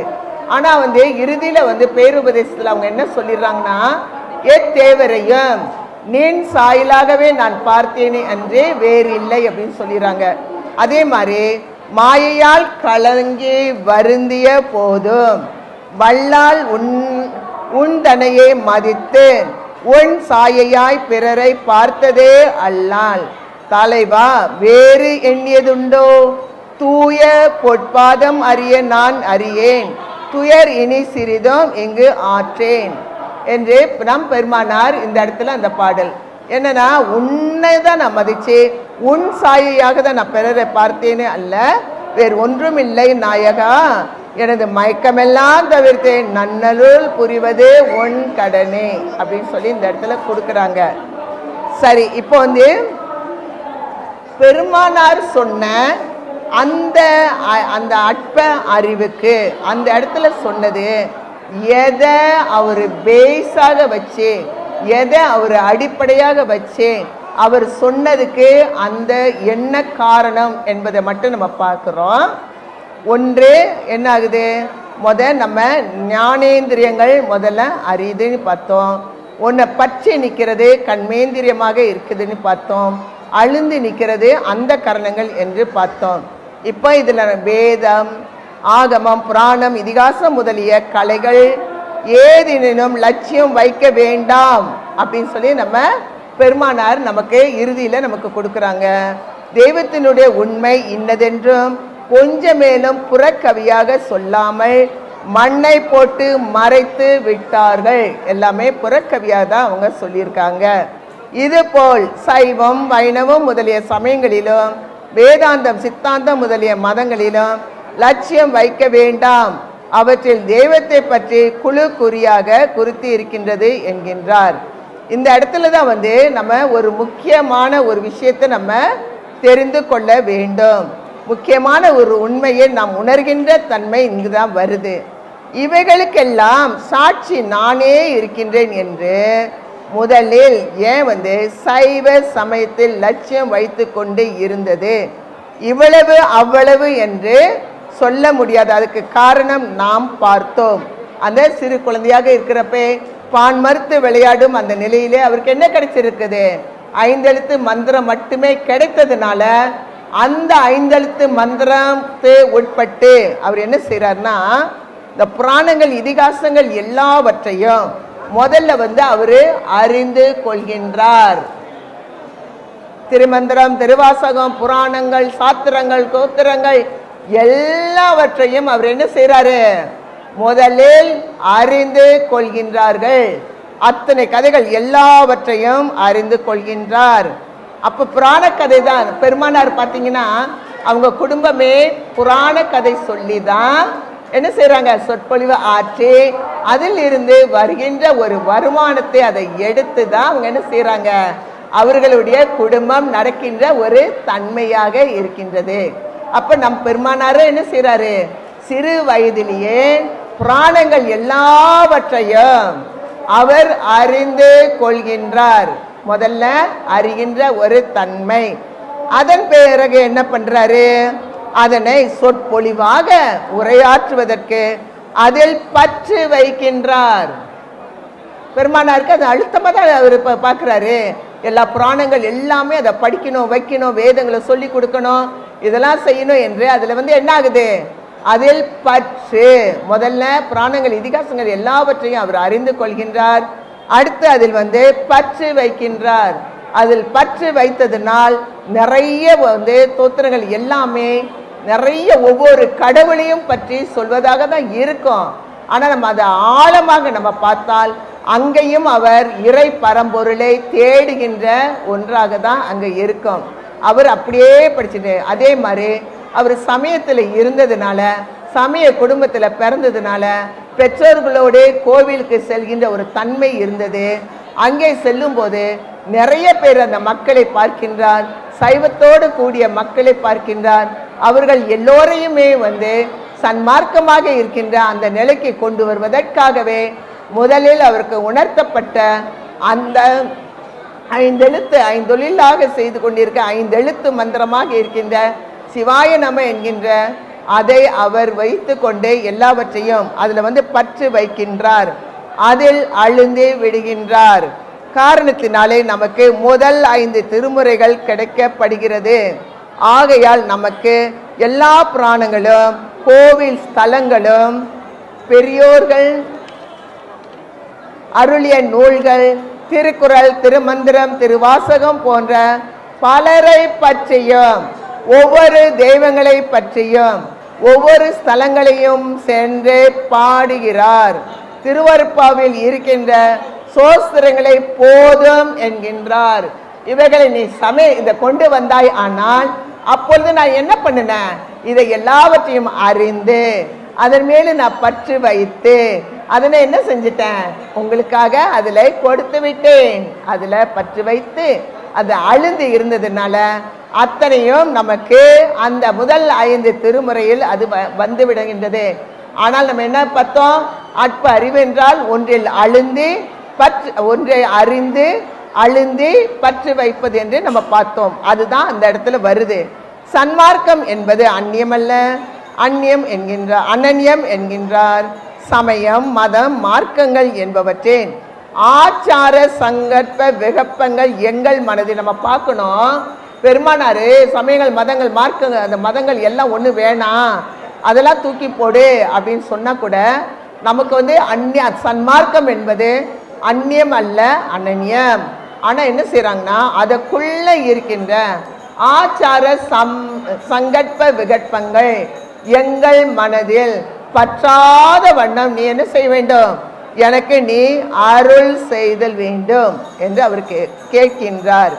மாயையால் கலந்து வருந்திய போதும் வள்ளல் உந்தனையே மதித்து உன் சாயையாய் பிறரை பார்த்தேன் அல்லால் தலைவா வேறு எண்ணியது உண்டோ. அந்த மாதிரி கலக்கி அந்த நிலையில இருந்த போதிலும் எல்லாரையுமே இறைவா நான் என்ன செஞ்சேன், தேவரையும் உன் சாயலாக தானே நான் பார்த்தேன், வேறு ஏதாவது எண்ணியது உண்டோ. தூய பொற்பாதம் அறியதான் அறியேன், தூயா இனி சிறிதும் இங்கு ஆற்றேன்.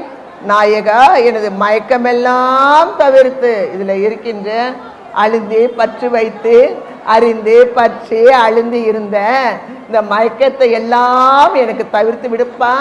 நான் எல்லோரையும் உன்னுடைய சாயலாக தான் பார்த்தேனே அல்லால் வேறு ஏதாவது நான் நினைத்தேனா, இல்லை. நான் அருள் புரிவது உன் கடனே, கருணையும் சிவமே, பொருள் என காணும் காட்சியும் பெருக, மற்றெல்லாம் மருள் நெறி என நீ எனக்கு அறிவித்த வண்ணமே பெற்றிருக்கின்றேன். இருள் நெறி மாயை வினைகளால் கலக்கம் எய்திய என் செய்வேன் என் தாய், தெருள் நிலை இன்றி கலங்கினேன் எனினும் சிறி நெறி பிடித்தது ஒன்றுமில்லையே.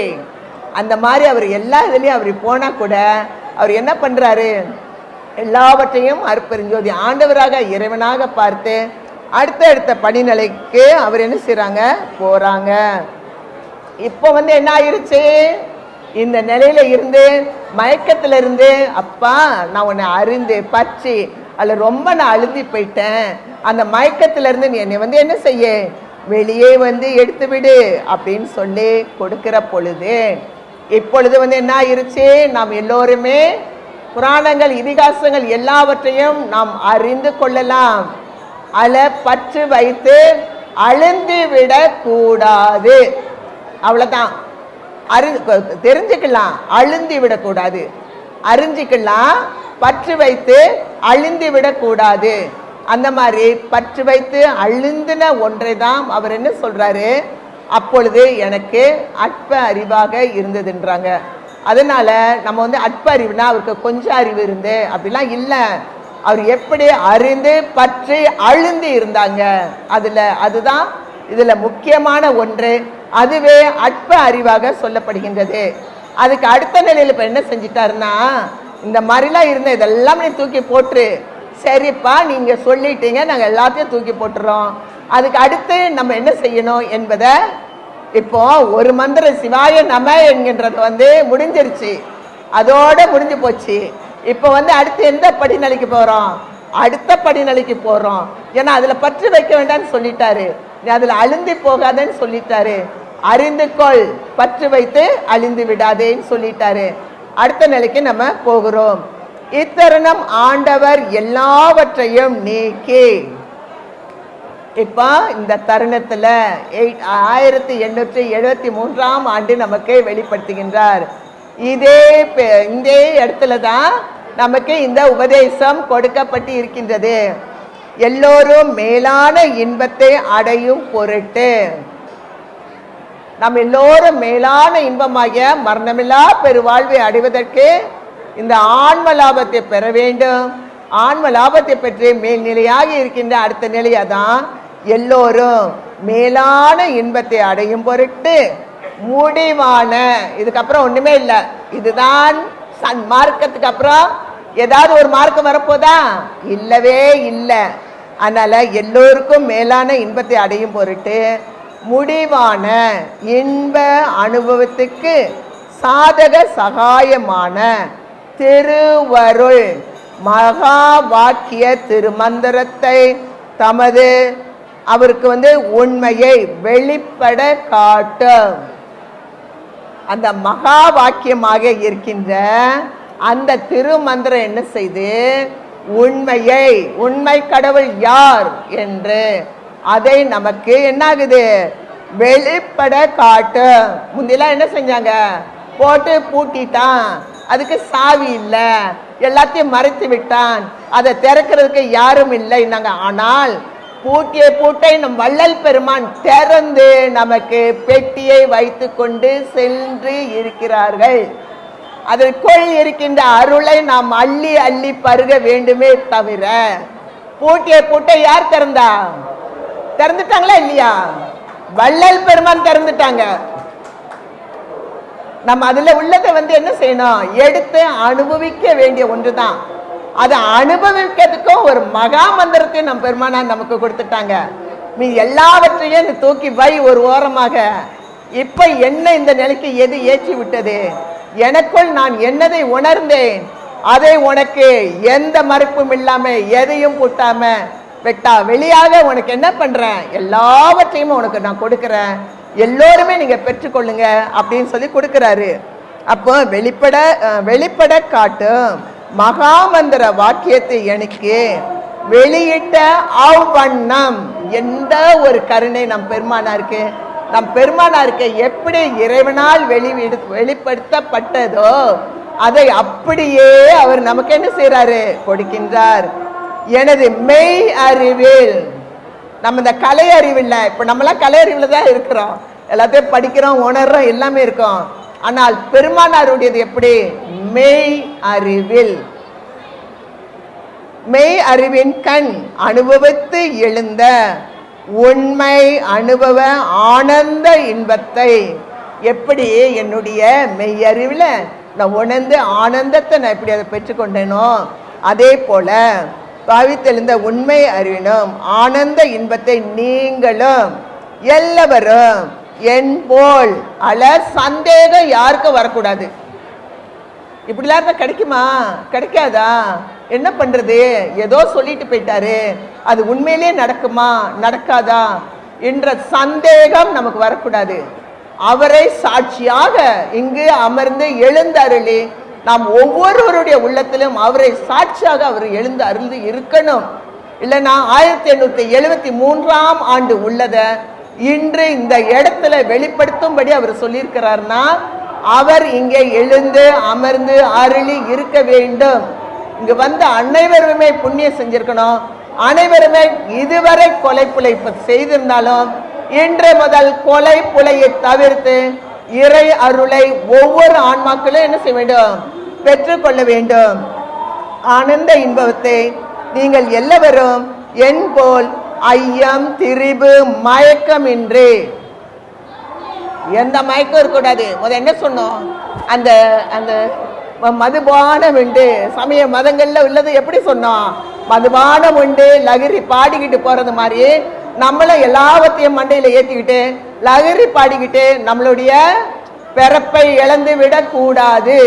ஸோ அதனால இன்றி அடைய என்னுள்ளே எழுந்து பொங்கிய ஆன்ம நேய ஒருமைப்பாட்டு உரிமையை பற்றி குறிப்பிட்டேன், குறிப்பிடுகின்றேன், குறிப்பிப்பேன். சொல்லிட்டு போயிட்டுலாம் சொல்லல, குறிப்பிட்டேன், குறிப்பிடுகின்றேன், எண்ணம் குறிப்பிப்பேன். என் அச்சுக்குள்ள நீ மாட்டலன்னா என்ன பண்ணுவேன்? மறுபடி உன்னை தூக்கி போடுவேன். அச்சில மார்ப்பேன், நீ அதில் மாட்டலன்னா என்ன ஆவ? மறுபடி அச்சுக்குள்ள போகணும். போயிட்டு நீ வந்து கொண்டே இருக்க போற. அதனால தயவு செய்து என்ன பண்ணு? அச்சுக்குள்ள மாட்டிக்க, சன்மார்க்கம் என்கின்ற அச்சுக்குள்ள பூந்துக்க. இல்லைன்னா நீ மாட்டிக்குவ. நமது ஆண்டவர் குறிப்பிப்பேன், நமது ஆண்டவர் கட்டளை இட்டது யாது எனில் நமக்கு முன் சாதனம் கருணை ஆனதுனாலே ஆண்டவர் முதற் சாதனமாக. சேர்ந்து சொல்லுங்க, அருட்பெரும் ஜோதி அருட்பெரும் ஜோதி தனி பெருங்கருணை அருட்பெரும் ஜோதி என்னும் திருமந்திரத்தை வெளிப்படையாக எடுத்து கொண்டார். அந்த திருமந்திரத்துல என்ன இருக்குதுன்னு பார்த்தீங்கன்னா, நம்ம இப்படி பார்த்தோன்னா அருள் என்கின்ற பெருஞ்சோதியாக அருள் அப்படியே எடுக்க எடுக்க எடுக்க எடுக்க குறையாது வற்றாது இருக்கின்ற ஒரு நிலையில அது இருக்குது. யாருக்கு அது கிடைக்கும்? கல்லான மனதோடு. நம்ம கல்லு மாதிரி மனசை வச்சுக்கிட்டு கருணையே இல்லாம நம்ம போனா கிடைக்குமா? கிடைக்காது. அதனால நீ என்ன பண்ணு, அந்த அருளாக கொட்டி கிடைக்கின்ற அந்த அருளை அடைய வேண்டுமானால் உனக்குள் கருணை வேண்டும். உன் மனம் கருணை உள்ளமாக இருக்க வேண்டும். உனக்கு தயவு வேண்டும். அருள் என்பது கடவுள் தயவு, ஜீவகாருண்யம் என்பது ஜீவர்கள் தயவு. இறை பரம்பொருளுடைய தயவு உனக்கு வேணும்னா நீ என்ன பண்ணு, ஜீவர்களிடத்தில் நீ தயவாக இரு. ஆன்மநேய ஒருமை பாட்டுரிமையோடு இரு. எல்லா ஜீவரும் இறைவனுடைய படைப்பில் வந்த உயிர்கள் தான், ஆன்மாக்கள் தான் என்பதை நீ உணர்ந்து கொள். அதனால்தான் அவர் என்ன செய்றாரு, தயவு கருணை அருள் என்பது ஒன்றாக கூட்டி அருட்பெரும் ஜோதி அருட்பெரும் ஜோதி தனிப்பெரும் கருணை அருட்பெரும் ஜோதி என்ற மகா மந்திரத்தை 1873ஆம் ஆண்டு அந்த பேருபதேசம் என்கின்ற ஒன்றை சொல்லும் பொழுது நமக்கு 21/10/1800 அக்டோபர் மாதம் தான் நமக்கு கொடுக்குறாங்க. அது நம்ம கொடுக்குறாங்க என்பவை ஒரு பொருளையே குறிக்கும். கடவுள் அருட்பெருஞ்சோதினாலும் தயவுனாலும் கருணையினாலும் அருள் என்றாலும் எல்லாமே என்னாகுது, ஒரே பொருளையே குறிக்கும். அது பார்த்தீங்கன்னா அடிகேல் நான் வேண்டும். ஏன்னா நம் பெருமானார் என்ன செய்யறாங்கன்னா, இறைவன்கிட்ட இப்போ பாருங்களேன், 5 தொழில் செய்யறதுக்கு 5 கர்த்தர்கள் நம்ம சொல்லிடுறோம். படைத்தல், காத்தல், அழித்தல், மறைத்தல், அருளல். ஒவ்வொருக்கும் ஒவ்வொரு கடவுளா நம்ம வச்சிட்டோம். சரியா? இப்போ பெருமானார் என்ன செய்யறாங்கன்னா, இந்த 5 தொழில் யார் யாரோ தவம் செஞ்சு அவங்களாம் அணுக்கள் தான், அவங்களாம் கடவுள் அல்ல. பிரம்மா, விஷ்ணு, ருத்ரன், மகேஸ்வரன், சதா சிவன் என்கின்ற 5 பேரும் கடவுள் அல்ல. அவர்களும் நம்மளை போல அணுக்கள் தான். அப்ப அந்த அணுக்கள் என்ன ஆகுது, தவம் செய்து அவர்கள் ஒவ்வொரு தொழிலை அவர்கள் பெற்று கொண்டார்கள். சரி, இவர் பார்த்தாரு, ஏற்கனவே இந்த 5 தொழிலையும் அவரு செய்து கொண்டு இருக்கிறாரு. நாம் வள்ளல் பெருமான் என்ன செய்யறாரு, அந்த 5 தொழிலையும் இவர் கையில் எடுத்துக்கிடுறாரு. அந்த 5 தொழில் மட்டும் யாரோ செஞ்சிட்டு இருக்க தொழிலை இவர் எடுத்தா போதுமா? சரியல்ல. இல்ல, யாரோ செய்யறதுக்கு நம்ம எடுத்துக்கிட்டா என்னது, நியாயமே இல்லை இல்லையா? அதோட சேர்த்து ஞான 5 தொழிலையும் அவர் செய்கின்றார். நம் பெருமானார் 5 தொழில் மட்டும் செய்யவில்லை, 10 தொழில்களை அவர் செய்கின்றார். 5 தொழில் நமக்கு தெரியும், இன்னும் ஒரு 5 தொழிலையும் அவர் செய்து கொண்டு இருக்கின்றார். அதுவே ஞான 5 தொழிலாக அது இருக்கின்றது. இப்போ அவர் ஏன் அப்படி எடுத்துக்கிட்டாருன்னா, இப்போ நம்ம பார்ப்போமே, நம்ம ஓரளவுக்கு நம்ம ஆன்மாவுக்கு புரியுது, ஓரளவுக்கு எல்லாமே இருக்குது. அப்போ அவர் என்ன பண்ணுவாரு, இந்த ஆன்மாக்கள் இங்கெல்லாம் இதெல்லாம் கேட்டுக்கிட்டு இருக்கிறாங்க, இவங்களுக்கு ஓரளவுக்கு புரிஞ்சுது, இந்த பிறப்புல இவங்க அடையாட்டு கூட அடுத்த பிறப்புல என்ன செய்வாரு, மறுபடி இவர்களுக்கு சன்மார்க்க என்கிற ஒரு பிறப்பையாவது கொடுப்பாரு, இல்ல ஒரு மனித பிறப்பையாவது கொடுத்து இந்த மக்கள் அதுல இருந்து மேல வர வேண்டும் என்பதற்காக. ஏன்னா இல்லைன்னா பாருங்க, அவர் 5 தொழில் செய்யறவரு நம்மளுடைய பாவ கணக்கு, அந்த கணக்கு, இந்த கணக்கெல்லாம் போட்டு திடீர்னு கொண்டு போய் பாசாந்த காலத்துல தூக்கி போட்டு இல்ல எங்கேயாவது தூக்கி போட்டு தவித்து கொண்டு இருப்போம்.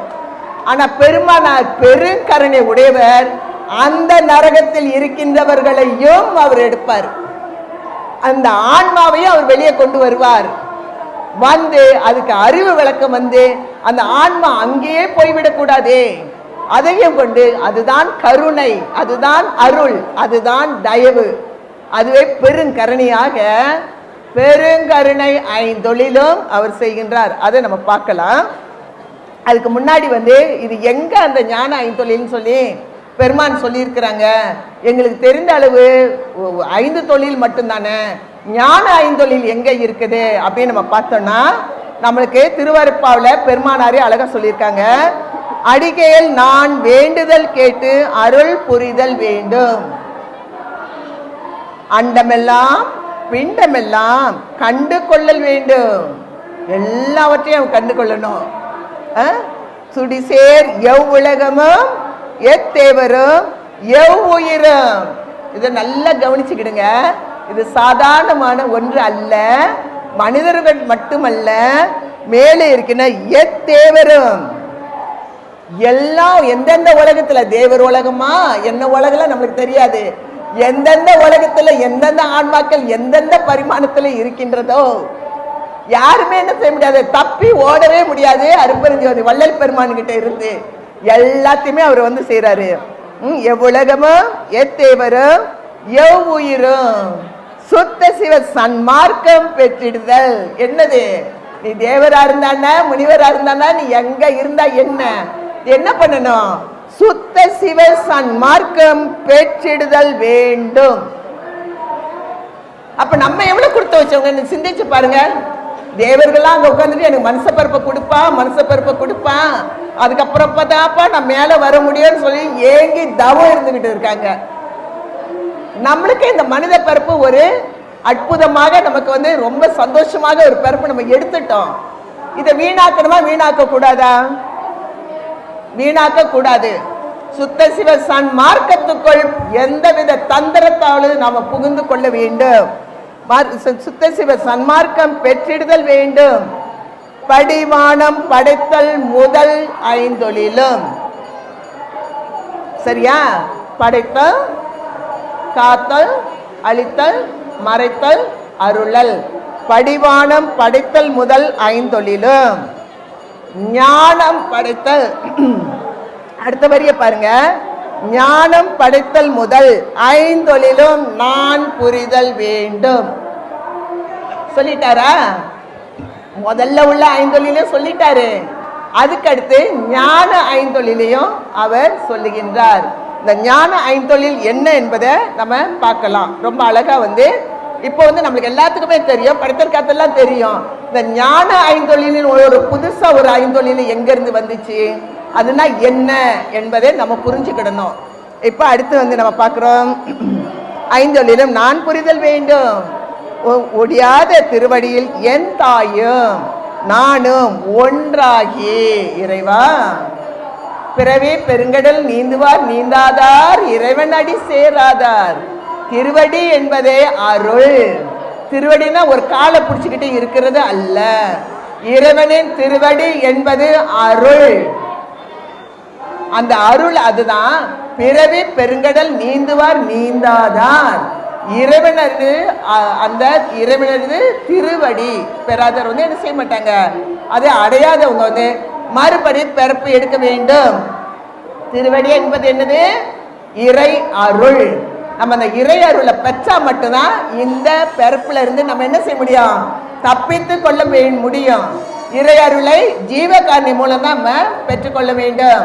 பெட்டகத்தை திறப்பதற்கு ஜீவகாரணியத்தில் என்னது, ஜீவகாரணியம் என்கின்ற அருள் என்கின்ற ஒரு திறவுகோலை நம்ம வந்து பெற்றுக்கொள்ள வேண்டும். இல்லைன்னா மேலே போயிட்டு மோட்ச வீட்டுக்கு போயிட்டு முன்ன பின்ன தட்டிட்டு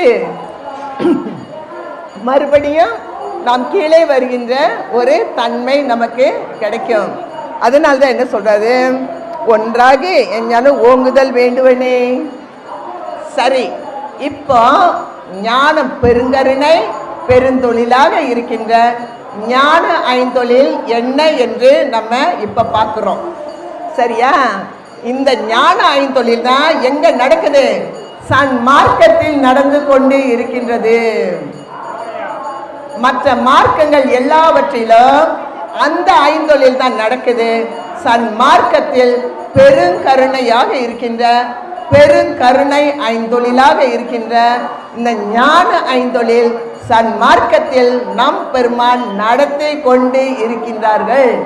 அதனால்தான் இது உண்மை நெறி, உயர்வான அருள் நெறி. எல்லாம் நம்ம இதுக்கு தான் நம்ம சொல்றோம். அருளை வச்சுதான் ஞான ஐந்தொழில் செய்ய முடியும். ஞான ஐந்தொழில் செய்தாதான் நாம் எல்லோருமே கடையேற்றப்பட முடியும். சன்மார்க்கத்தில் வந்தா வள்ளல் பெருமானால் ஞான ஐந்தொழில் ஏற்றப்படுகின்றது. அது என்ன என்று நம்ம இப்ப பார்ப்போம்.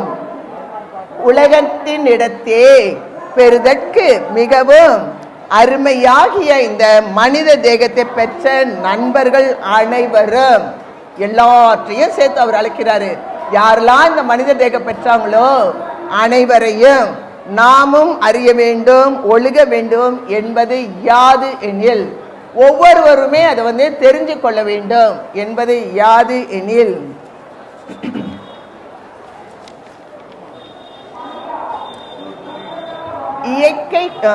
இயற்கைத்தானே விளங்குகின்றவராய், அதாவது இயற்கைத்தானே உள்ளவராய். அப்போ நம்ம எல்லாருக்குமே தெரியும், இறைவன் இயற்கை விளக்கமாகவும் இயற்கை உண்மையினராகவும் இயற்கை இன்பினராகவும் அந்த 3 நிலையில தான் இருக்கிறாரு. அவர் இயற்கை, அவரை யாருமே அவரை யாருமே படைக்கல.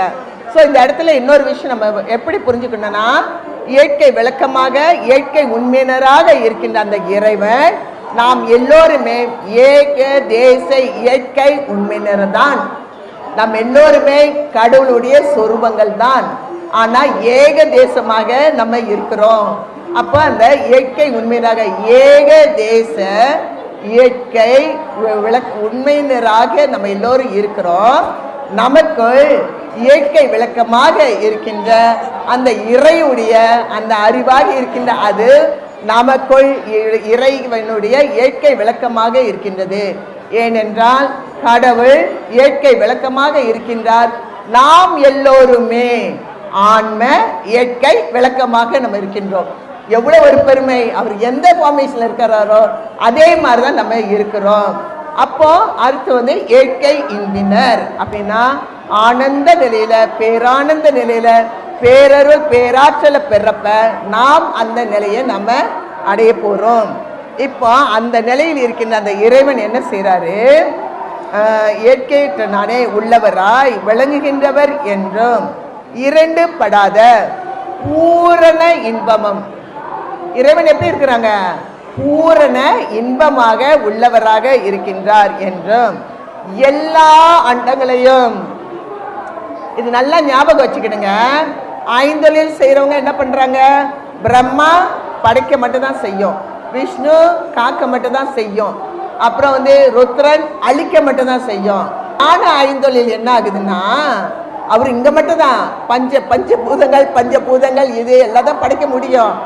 ஆனா ஐந்தொழில் ஆகிய ஞான ஐந்தொழில் பூரணமாக இருக்கின்ற இறைவன் என்ன செய்யறாருன்னா, எல்லா அண்டங்களையும் எல்லா உலகங்களையும் பாருங்க, எல்லா அண்டங்களையும் எல்லா உலகங்களையும் எல்லா பதங்களையும் எல்லா சக்திகளையும் எல்லா சத்தர்களையும் எல்லா கலைகளையும், வித்யா தத்துவமா கலைகள் என்பது வித்யா தத்துவம், எல்லா பொருள்களையும் எல்லா தத்துவங்களையும், நம்ம தத்துவங்கள் எல்லா தத்துவிகளையும் எல்லா உயிர்களையும் எல்லா செயல்களையும் எல்லா இச்சைகளையும் எல்லா ஞானங்களையும் எல்லா பயன்களையும் எல்லா அனுபவங்களையும் மற்ற எல்லாவற்றையும் தமது திருவருள் சக்தியால், உலகமே வந்துருச்சா? உலகம் மட்டும் இல்ல, அண்டம் எல்லாமே இதுக்குள்ள அடங்கிருச்சு பாருங்களேன். சோ எல்லாவற்றையும் எல்லா பதங்களையும் யாரு? தேவர்கள். இத படைத்தல் காத்தல் அவங்க எல்லாம் பத தலைவர்கள். அந்த பதவிக்கு ஆசைப்பட்டு பத தலைவர்களாக அவங்க இருக்கிறாங்க. நான் படைப்பேன், நான் காப்பேன், நான் அடைப்பேன் சொல்லிட்டு அந்த மாதிரி பாருங்க. அவர்களையும் எங்கிருந்து வருது? எல்லாமே இருக்கின்ற அருப்பெருஞ்சோதி ஆண்டவராக இருக்க இந்த ஞான ஐந்தொழிலையும் நம் வள்ளல் பெருமான் செய்கின்ற ஒரு தன்மையாக அவரு ஏற்றுக்கொள்றாங்க. ஸோ இத்தனைக்கும் அத்தனையும் படிக்கின்ற ஒரு நிலையில தான் நம் வள்ளல் பெருமான் இன்றும் அவங்க நம்மோடு வாழ்ந்து கொண்டு இருக்கிறாங்க. அப்போ இது பார்த்தீங்கன்னா இவங்க என்ன செய்யறாங்கன்னா இதுல நம்ம கொஞ்சம் நம்ம புரிஞ்சுக்கணும். இவர் எல்லாவற்றையும் அவர் படைச்சாரு, எல்லாவற்றையும் அவர் தோற்றுவிக்கின்றார். சரியா? அண்ட பிண்டம் எல்லாவற்றையும் என்ன செஞ்சிருக்காங்க? தோற்றுவிக்கின்றார். ஆனால் நாம் எல்லோரையும் எங்க தோற்று வச்சிருக்கிறாரு? சன்மார்க்கத்தில் தோற்று வச்சிருக்கிறாங்க. நம்ம எல்லோரையும் எங்க தோற்று வச்சிருக்கிறாங்க?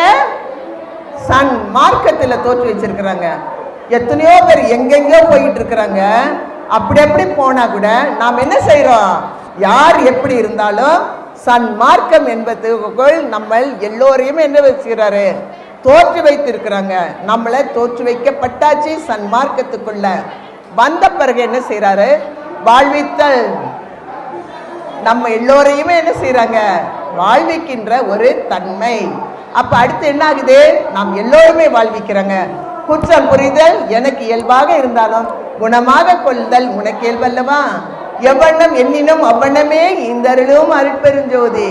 ஒவ்வொருவரும் என்னென்ன எண்ணத்தில் என்னென்ன வேண்டும், என்ன செய்ய வேண்டும் என்கின்ற நிலையில யார் யார் என்னென்ன நினைக்கின்றார்களோ அவ்வண்ணமே அதே மாதிரி அவர்களுக்கு ஈந்தருளும் அருட்பெருஞ்சோதி அப்படிங்கிறாரு. அப்போ என்ன ஆகுது? நம்மளுடைய குற்றங்களை நீக்குவிக்கின்றார். நம்மை நாம் சன்மார்க்கத்துக்குள் வர்றப்ப நாம் சன்மார்க்கத்தில் ஞான குழந்தைகளாக ஞான உடையவர்களாக தான் இதுக்குள்ள நம்ம வருகின்றோம். அதன் பிறகு அவர் என்ன செய்யறாரு? நாம் எல்லோருமே அவர் வாழ்விக்கின்றார். வாழ்வித்து நம்மளுடைய குற்றங்கள் எல்லாவற்றையும் நம்மிடம் இருந்து நீக்குகின்றார். நான் எப்போதும் சொல்லுவேன், 4 ஒழுக்கங்கள் அல்ல. இந்திரிய ஒழுக்கம், கர்ண ஒழுக்கம், ஜீவ ஒழுக்கம், ஆன்ம ஒழுக்கம், 5வது ஒரு ஒழுக்கம் நமக்கு இருக்கின்றது சன்மார்க்கத்தில், ஜீவ காருண்ய ஒழுக்கம். இந்த ஜீவ காருண்ய ஒழுக்கத்தை வச்சுதான் மீதி 4 ஒழுக்கங்களையும் நம்ம சரி செய்ய முடியும். இல்ல இந்த 4 ஒழுக்கத்தை நான் ஏதோ பண்றல கதையே கிடையாது. அப்போ முதல்ல நம்மளை தோற்றுவிக்கிறார், நம்மளை வாழ்விக்கிறார். நம்மளுடைய குற்றங்கள் எல்லாவற்றையும் ஐயோ நம்முடைய இதை செஞ்சேனே அதை செஞ்சேனே என்ற கவலையே நம்மளுக்கு வேண்டாம். நம்மளுடைய குற்றங்கள் எல்லாவற்றையும் என்ன செஞ்சிருவாரு? தாயாகவும் தந்தையாகவும் நம்ம சின்ன பிள்ளைங்களாம் செஞ்சு நம்ம என்ன செய்யறோம்? நீ தப்பு பண்ணிட்டேன்னு ஆயுசு முழுதுமா தண்டனை கொடுக்குறான். இல்ல, இந்த தப்பு பண்ணாத, இதை நீ பண்ணு பண்ணு அப்படின்னு நம்ம திருத்திடுறோம். அதே போல நம்மளே என்ன செய்யறாரு? திருத்தி எடுத்துருவாரு. ஆனா அவரை பார்க்கணும், அக இனத்தாராக இருக்க வேண்டும், புற இனத்தாராக இருக்கக்கூடாது. அவருக்கு சொந்தக்காரங்களாக நம்ம என்ன செய்ய வேண்டும்? முதலில் மாற வேண்டும். கொலைப்புலை தருத்தவர்கள் எல்லோருமே அக இனத்தார், கொலைப்புலையோடு வாழ்பவர்கள் எல்லோருமே புற இனத்தார். 2 இனம்தான். அப்ப நமக்கு அவருடைய அருள் வேணும், அவரை நம்ம பின்பற்றணும். இந்த பிறப்பை தவிர்க்கணும்னா முதல்ல அக இனத்தாராக நாம் மாற வேண்டிய ஒரு நிலையில இருக்கிறோம். சரி, இப்போ நமக்கு குற்றத்தெல்லாம் நீக்கியாச்சு. நம்ம குற்றம் எல்லாம் நீக்கின பிறகு நமக்கு என்ன வரும்? பக்குவம் வரும். வருமா வராதா? இந்த ஆன்மாவுக்கு ஒரு பக்குவம் கிடைக்குமா இல்லையா? குற்றங்கள் அப்பா இதெல்லாம் செய்யக்கூடாது, இதெல்லாம் பண்ணக்கூடாது, இதை செஞ்சா தவறு, இதை செய்யக்கூடாது, அதை செய்யக்கூடாது. நம்மளுக்கு என்ன வரும்? இந்த ஆன்மாவுக்கு ஒரு பக்குவம் வரும். பக்குவம் வந்த உடனே அவர் என்ன செய்யறாரு? அவரே நமக்குள் அருள் குருவாக அமர்ந்தாரு, விளக்கம் கொடுக்கின்றார். அடுத்தப்பல நமக்கு என்ன வருது? விளக்கங்கள் வருகின்றன. நம்மளுடைய அப்ப என்ன இவ்வளவு அழகு பாருங்களேன். நம்மளை தோற்றுவித்து நம்மளை வாழ்வித்து நம்மளுடைய குற்றங்கள் எல்லாவற்றையும் நீக்கி வச்சு நம்ம எல்லோருக்கும் பக்குவத்தை வர வச்சு விளக்கம் கொடுக்கின்ற செய்வித்தல் என்னும் 5 தொழில்கள் முதலிய பெருங்கருணை தொழிலை ஏற்றுகின்றார். அதுதான் தனி பெருங்கருணை. அந்த 5 தொழிலாக இருக்கின்ற இந்த ஞான 5 தொழிலையும் அவர் ஏற்றி கொண்டு இருக்கின்றார். அப்படின்னா நீங்க சன்மார்க்கத்தில் உள்ளவங்க அழகா சொல்லலாம், நான் ஞான 5 தொழிலால் ஏற்றப்பட்டு நான் வாழ்ந்து கொண்டிருக்கின்றேன். நான் சாதாரணமான ஒரு நிலையில படுத்தல் காத்தல் அழித்தல் மறுத்தல் அதுக்குள்ள நான் வாழவில்லை. சன்மார்க்கமாக இருக்கின்ற ஞான மார்க்கத்தில் நான் வாழ்ந்து கொண்டு இருக்கின்றேன், ஞான ஐந்தொழிலை ஏற்றிக்கொண்டு இருக்கின்ற அந்த மார்க்கத்தில் நான் இருக்கின்றேன் என்று நாம் ஒவ்வொருவரும் என்ன செய்யலாம்? சொல்லலாமா, சொல்லக்கூடாதா? சொல்லலாம், சரியா? என்றும் எல்லாம் அப்போ என்று ஐந்தொழில்கள் முதலிய பெருங்கருணை தொழில்களை ஏற்றுவிக்கின்றார் என்றும் எல்லாம் ஆனவர் என்றும். அது யாரு? இப்பதான் பார்க்க போறோம். இவ்வளத்தையும் ரகசியமா உட்கார்ந்து ஞான ஐந்தொழில் நீ பண்ணிக்கிட்டு இருக்கியப்பா, நீ யாரு? அந்த கடவுள் யார்? அவர் யாருன்னு நம்ம தெரிஞ்சுக்கணுமா இல்லையா? இவ்வளவு அற்புதமான ஒரு தொழிலை அவர் செஞ்சுக்கிட்டு இருக்கிறாரு, அது ஞான தொழில வேற அவர் செஞ்சுக்கிட்டு இருக்கிறாரு. அவரை பார்க்கணும்னு ஆசை இருக்கா இல்லையா? யாருக்கெல்லாம் ஆசை இருக்கு? நிறைய பேருக்கு ஆசை இருக்கு. நிறைய பேருக்கு என்ன நடக்குதுன்னு என்றே தெரியவில்லை, சரியா? ஏற்று வைக்கின்ற என்றும் எல்லாம் ஆனவர் என்றும் எல்லாம் ஒன்றும் அல்லாதவர் என்றும் எல்லாமே அவர் தான். ஆனா அவர் ஒன்றும் இல்லாத போல இருப்பாரு, சரியா? அவர் நான் தான் பண்றேன் வரமாட்டாரு, நான் இதை செஞ்செல்லாம் அவர் வரமாட்டாரு. எல்லாவற்றையும் செஞ்சுட்டு சிவம் என்கிறது அப்படியே அமைதியா அவர் ஒரு இடத்துல இருக்கிறாரு. ஒன்றும் அல்லாதவர் என்றும் சர்வ காருண்யர் என்றும் சர்வ வல்லவர் என்றும். வல்லவன் எல்லாத்தையும் செய்ய முடியும் அவரால. இதுக்கு 10ஐயும் செஞ்சிருவாரு, ஒரு நொடியில செஞ்சிருவாரு, எல்லாத்தையும் தன்னுடைய ஆட்சிக்குள்ள வச்சிருக்கிறாரு. வல்லவர் என்றும் எல்லாம் உடையவராய், அவருக்கு எல்லாமே இருக்கு, இருந்தாலும் தமக்கு ஒரு வாற்றாலும் ஒப்பு உயர்வு இல்லாத தனி பெரும் தலைமை அருட்பெரும் ஜோதி என்றும். அது யாரு? எல்லாவற்றையும் உடையவராய் எல்லாவற்றையும் இருக்கின்றவர் அருட்பெரும் ஜோதி என்றும் சத்திய அறிவால். நீ எப்படி சும்மா அப்படிலாம் சலைய வச்சுட்டு கையெடுத்து கும்பிட்டுலாம் கதையே கிடையாது. எங்க நீ அறியணும்? கருத்தில் கருதி நம்ம வழிபடணும். எங்க எப்படி வழிபடணும்? கருத்தில் கருதி நம்ம வழிபடணும். இந்த ஆன்ம உருக்கத்தோடு ஒரு ஜீவனுக்கு நீ செய்கின்ற அந்த ஜீவகாரியமே தெய்வ வழிபாடு. அதுவே என்னது? தெய்வ வழிபாடு. ஒரு ஜீவன் அது இறக்குற தருவாயில அதோடைய எல்லாமே எல்லா தத்துவங்களும் சொலந்து அது இறக்குற தருவாயில இருக்குது. அதற்கு போய் நீ என்ன செய்யற? அதற்கு நீ உணவு கொடுத்து மறுபடி எல்லா தத்துவங்களும் தலைத்து மறுபடியும் செயல்பாட்டுக்கு வரப்ப அந்த திருப்தி இன்பத்தை நீ கொடுக்கின்றாய் பாரு, அதுவே கடவுள் வழிபாடு. அதனால்தான் இந்த இடத்துல என்று அது எப்படி அறிய முடியும்? அறிவால். ஏன் அறிவால் அறிய சொன்னார்னா, நீ ஜீவகாரியம் செய்ய செய்ய உனக்குள் அன்பும் அறிவும் பெருகும். அப்ப எங்க போய் இந்த அறிவு வேணுமே? அந்த அற்புதத்தை பார்க்கணும்னா நமக்கு அறிவு வேணுமே. இந்த அறிவை நம்ம எங்க போய் வாங்குறது? கடையில வாங்க முடியுமா? இல்ல எனக்கு இருக்கு நான் கொஞ்சம் கொடுக்குறேன்னு கொடுக்க முடியுமா? என்ன பண்ணணும்? ஜீவகாரியம் நம்ம செய்யணும். உயிர் இறக்கத்தோட நம்ம ஜீவகாரியம் செய்யணும். நம்ம அந்த ஜீவகாரியம் செய்ய செய்ய செய்ய இயற்கை விளக்கமும் இயற்கை இன்பத்தையும் பலகால் கண்டு கண்டு அவர்களே ஜீவ முத்தர்கள், அவர்களே இறைவனை என்ன செய்வாங்க? அடைவார்கள். அப்படி சொல்லி பெருமானார் அவங்கதான் இறைவனை அறிந்து அடைவார்கள் என்றும் நம் பெருமானார் ஜீவகாரியத்தை அவ்வளவு அழகா அவங்க சொல்லிட்டாங்க. அப்ப நம்ம கடவுளை பார்க்கணும்னு நம்மளுக்கு ஆசை இருந்ததுன்னா ஜீவகாரியம் நம்ம செஞ்சுதான் ஆக வேண்டும். வேற ஒரு சாதனமும் வேண்டாம். நான் மூச்சை பிடிச்சிட்டு நான் தியானம் பண்றேன், அப்படியே தியானம் பண்ணி மேல நோக்கி போறேன், எப்படியோ கலர் கலரா எனக்கு தெரியுது, அது தெரியுது இது தெரியுது, நம்மளுடைய வாழ்க்கை வீணாக போய்விடும். நமக்கு காலம் இல்லை. பெருமானார் பார்த்தாரு, இந்த மக்களுக்கு காலமே இல்லை, ஓடி ஓடி ஓடி உழைக்கணும்னு உழைச்சுக்கிட்டே இருக்கிறாங்க. சரி, உழைச்சு உழைச்சு கொண்டு வராங்கல்ல, அதுல இருந்து கொஞ்சம் ஜீவகாரியத்தை செய்யட்டுமே,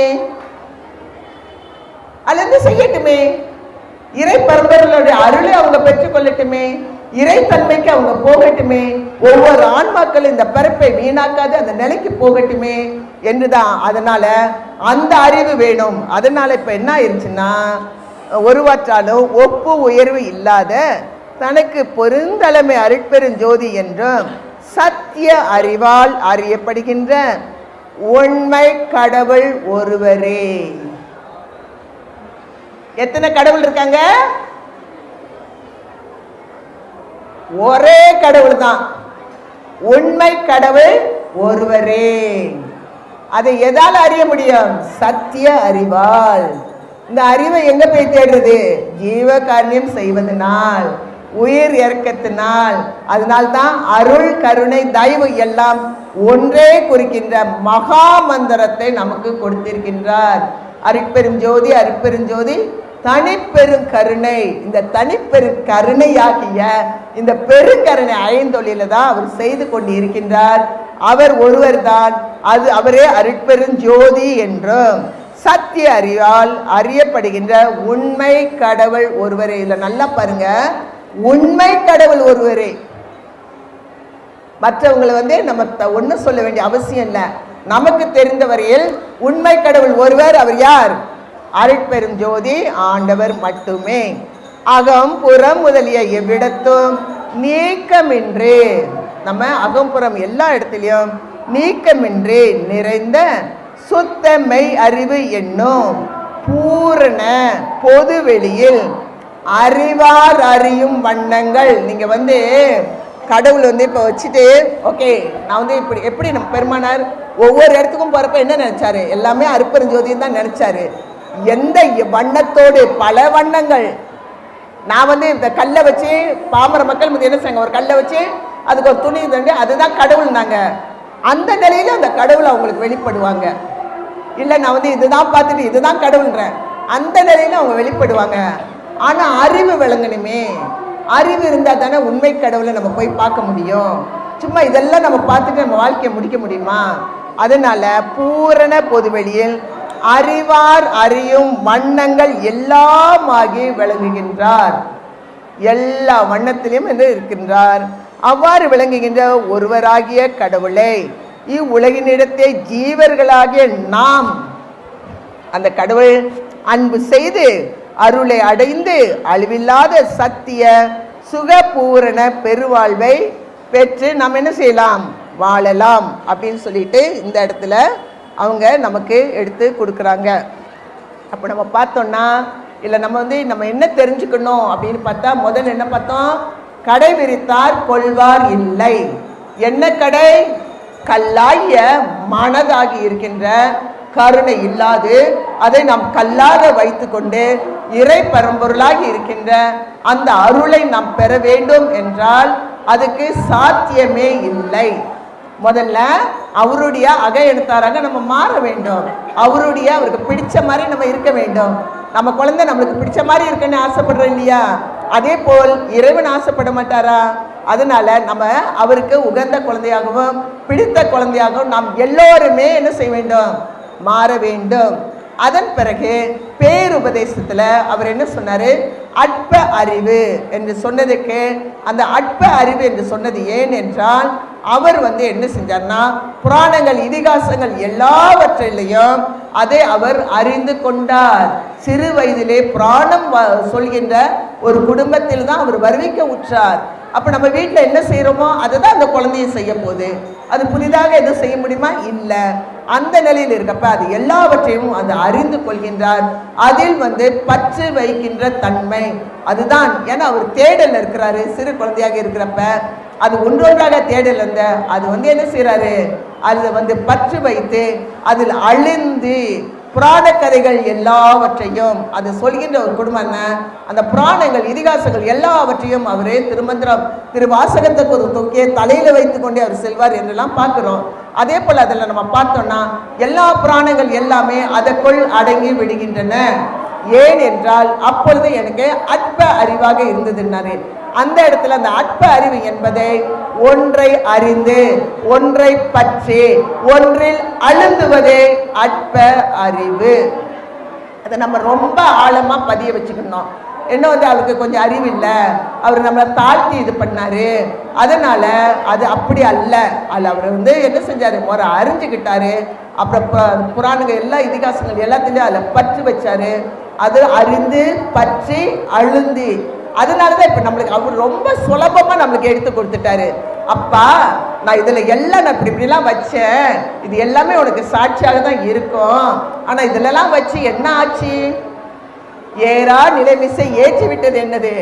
இந்த மகா மந்திரமாகி இருக்கின்ற அருட்பெருஞ்சோதி. முதல்ல 5 எழுத்து மந்திரத்தை இறைவன் அவர் கொடுக்கிறாரு. அடுத்த நிலையில அந்த மகா மந்திரமாகிய இப்போ இந்த 5 எழுத்து மந்திரம் என்பது படைத்தல் காத்தல் அளித்தல் அந்த சிவயோகம் என்கின்ற சிவபோகம் என்கின்ற அந்த நிலை பற்றி தான் 8 சொல்லும். அதுக்கு அடுத்த நிலைக்கு நமக்கு போக வேண்டுமானால் அருட்பெருஞ்சோதி அருட்பெருஞ்சோதி தனிப்பெருங்கருணை அருட்பெருஞ்சோதி என்கின்ற அந்த மகா மந்திரத்தை நமக்கு கொடுக்கிறாங்க.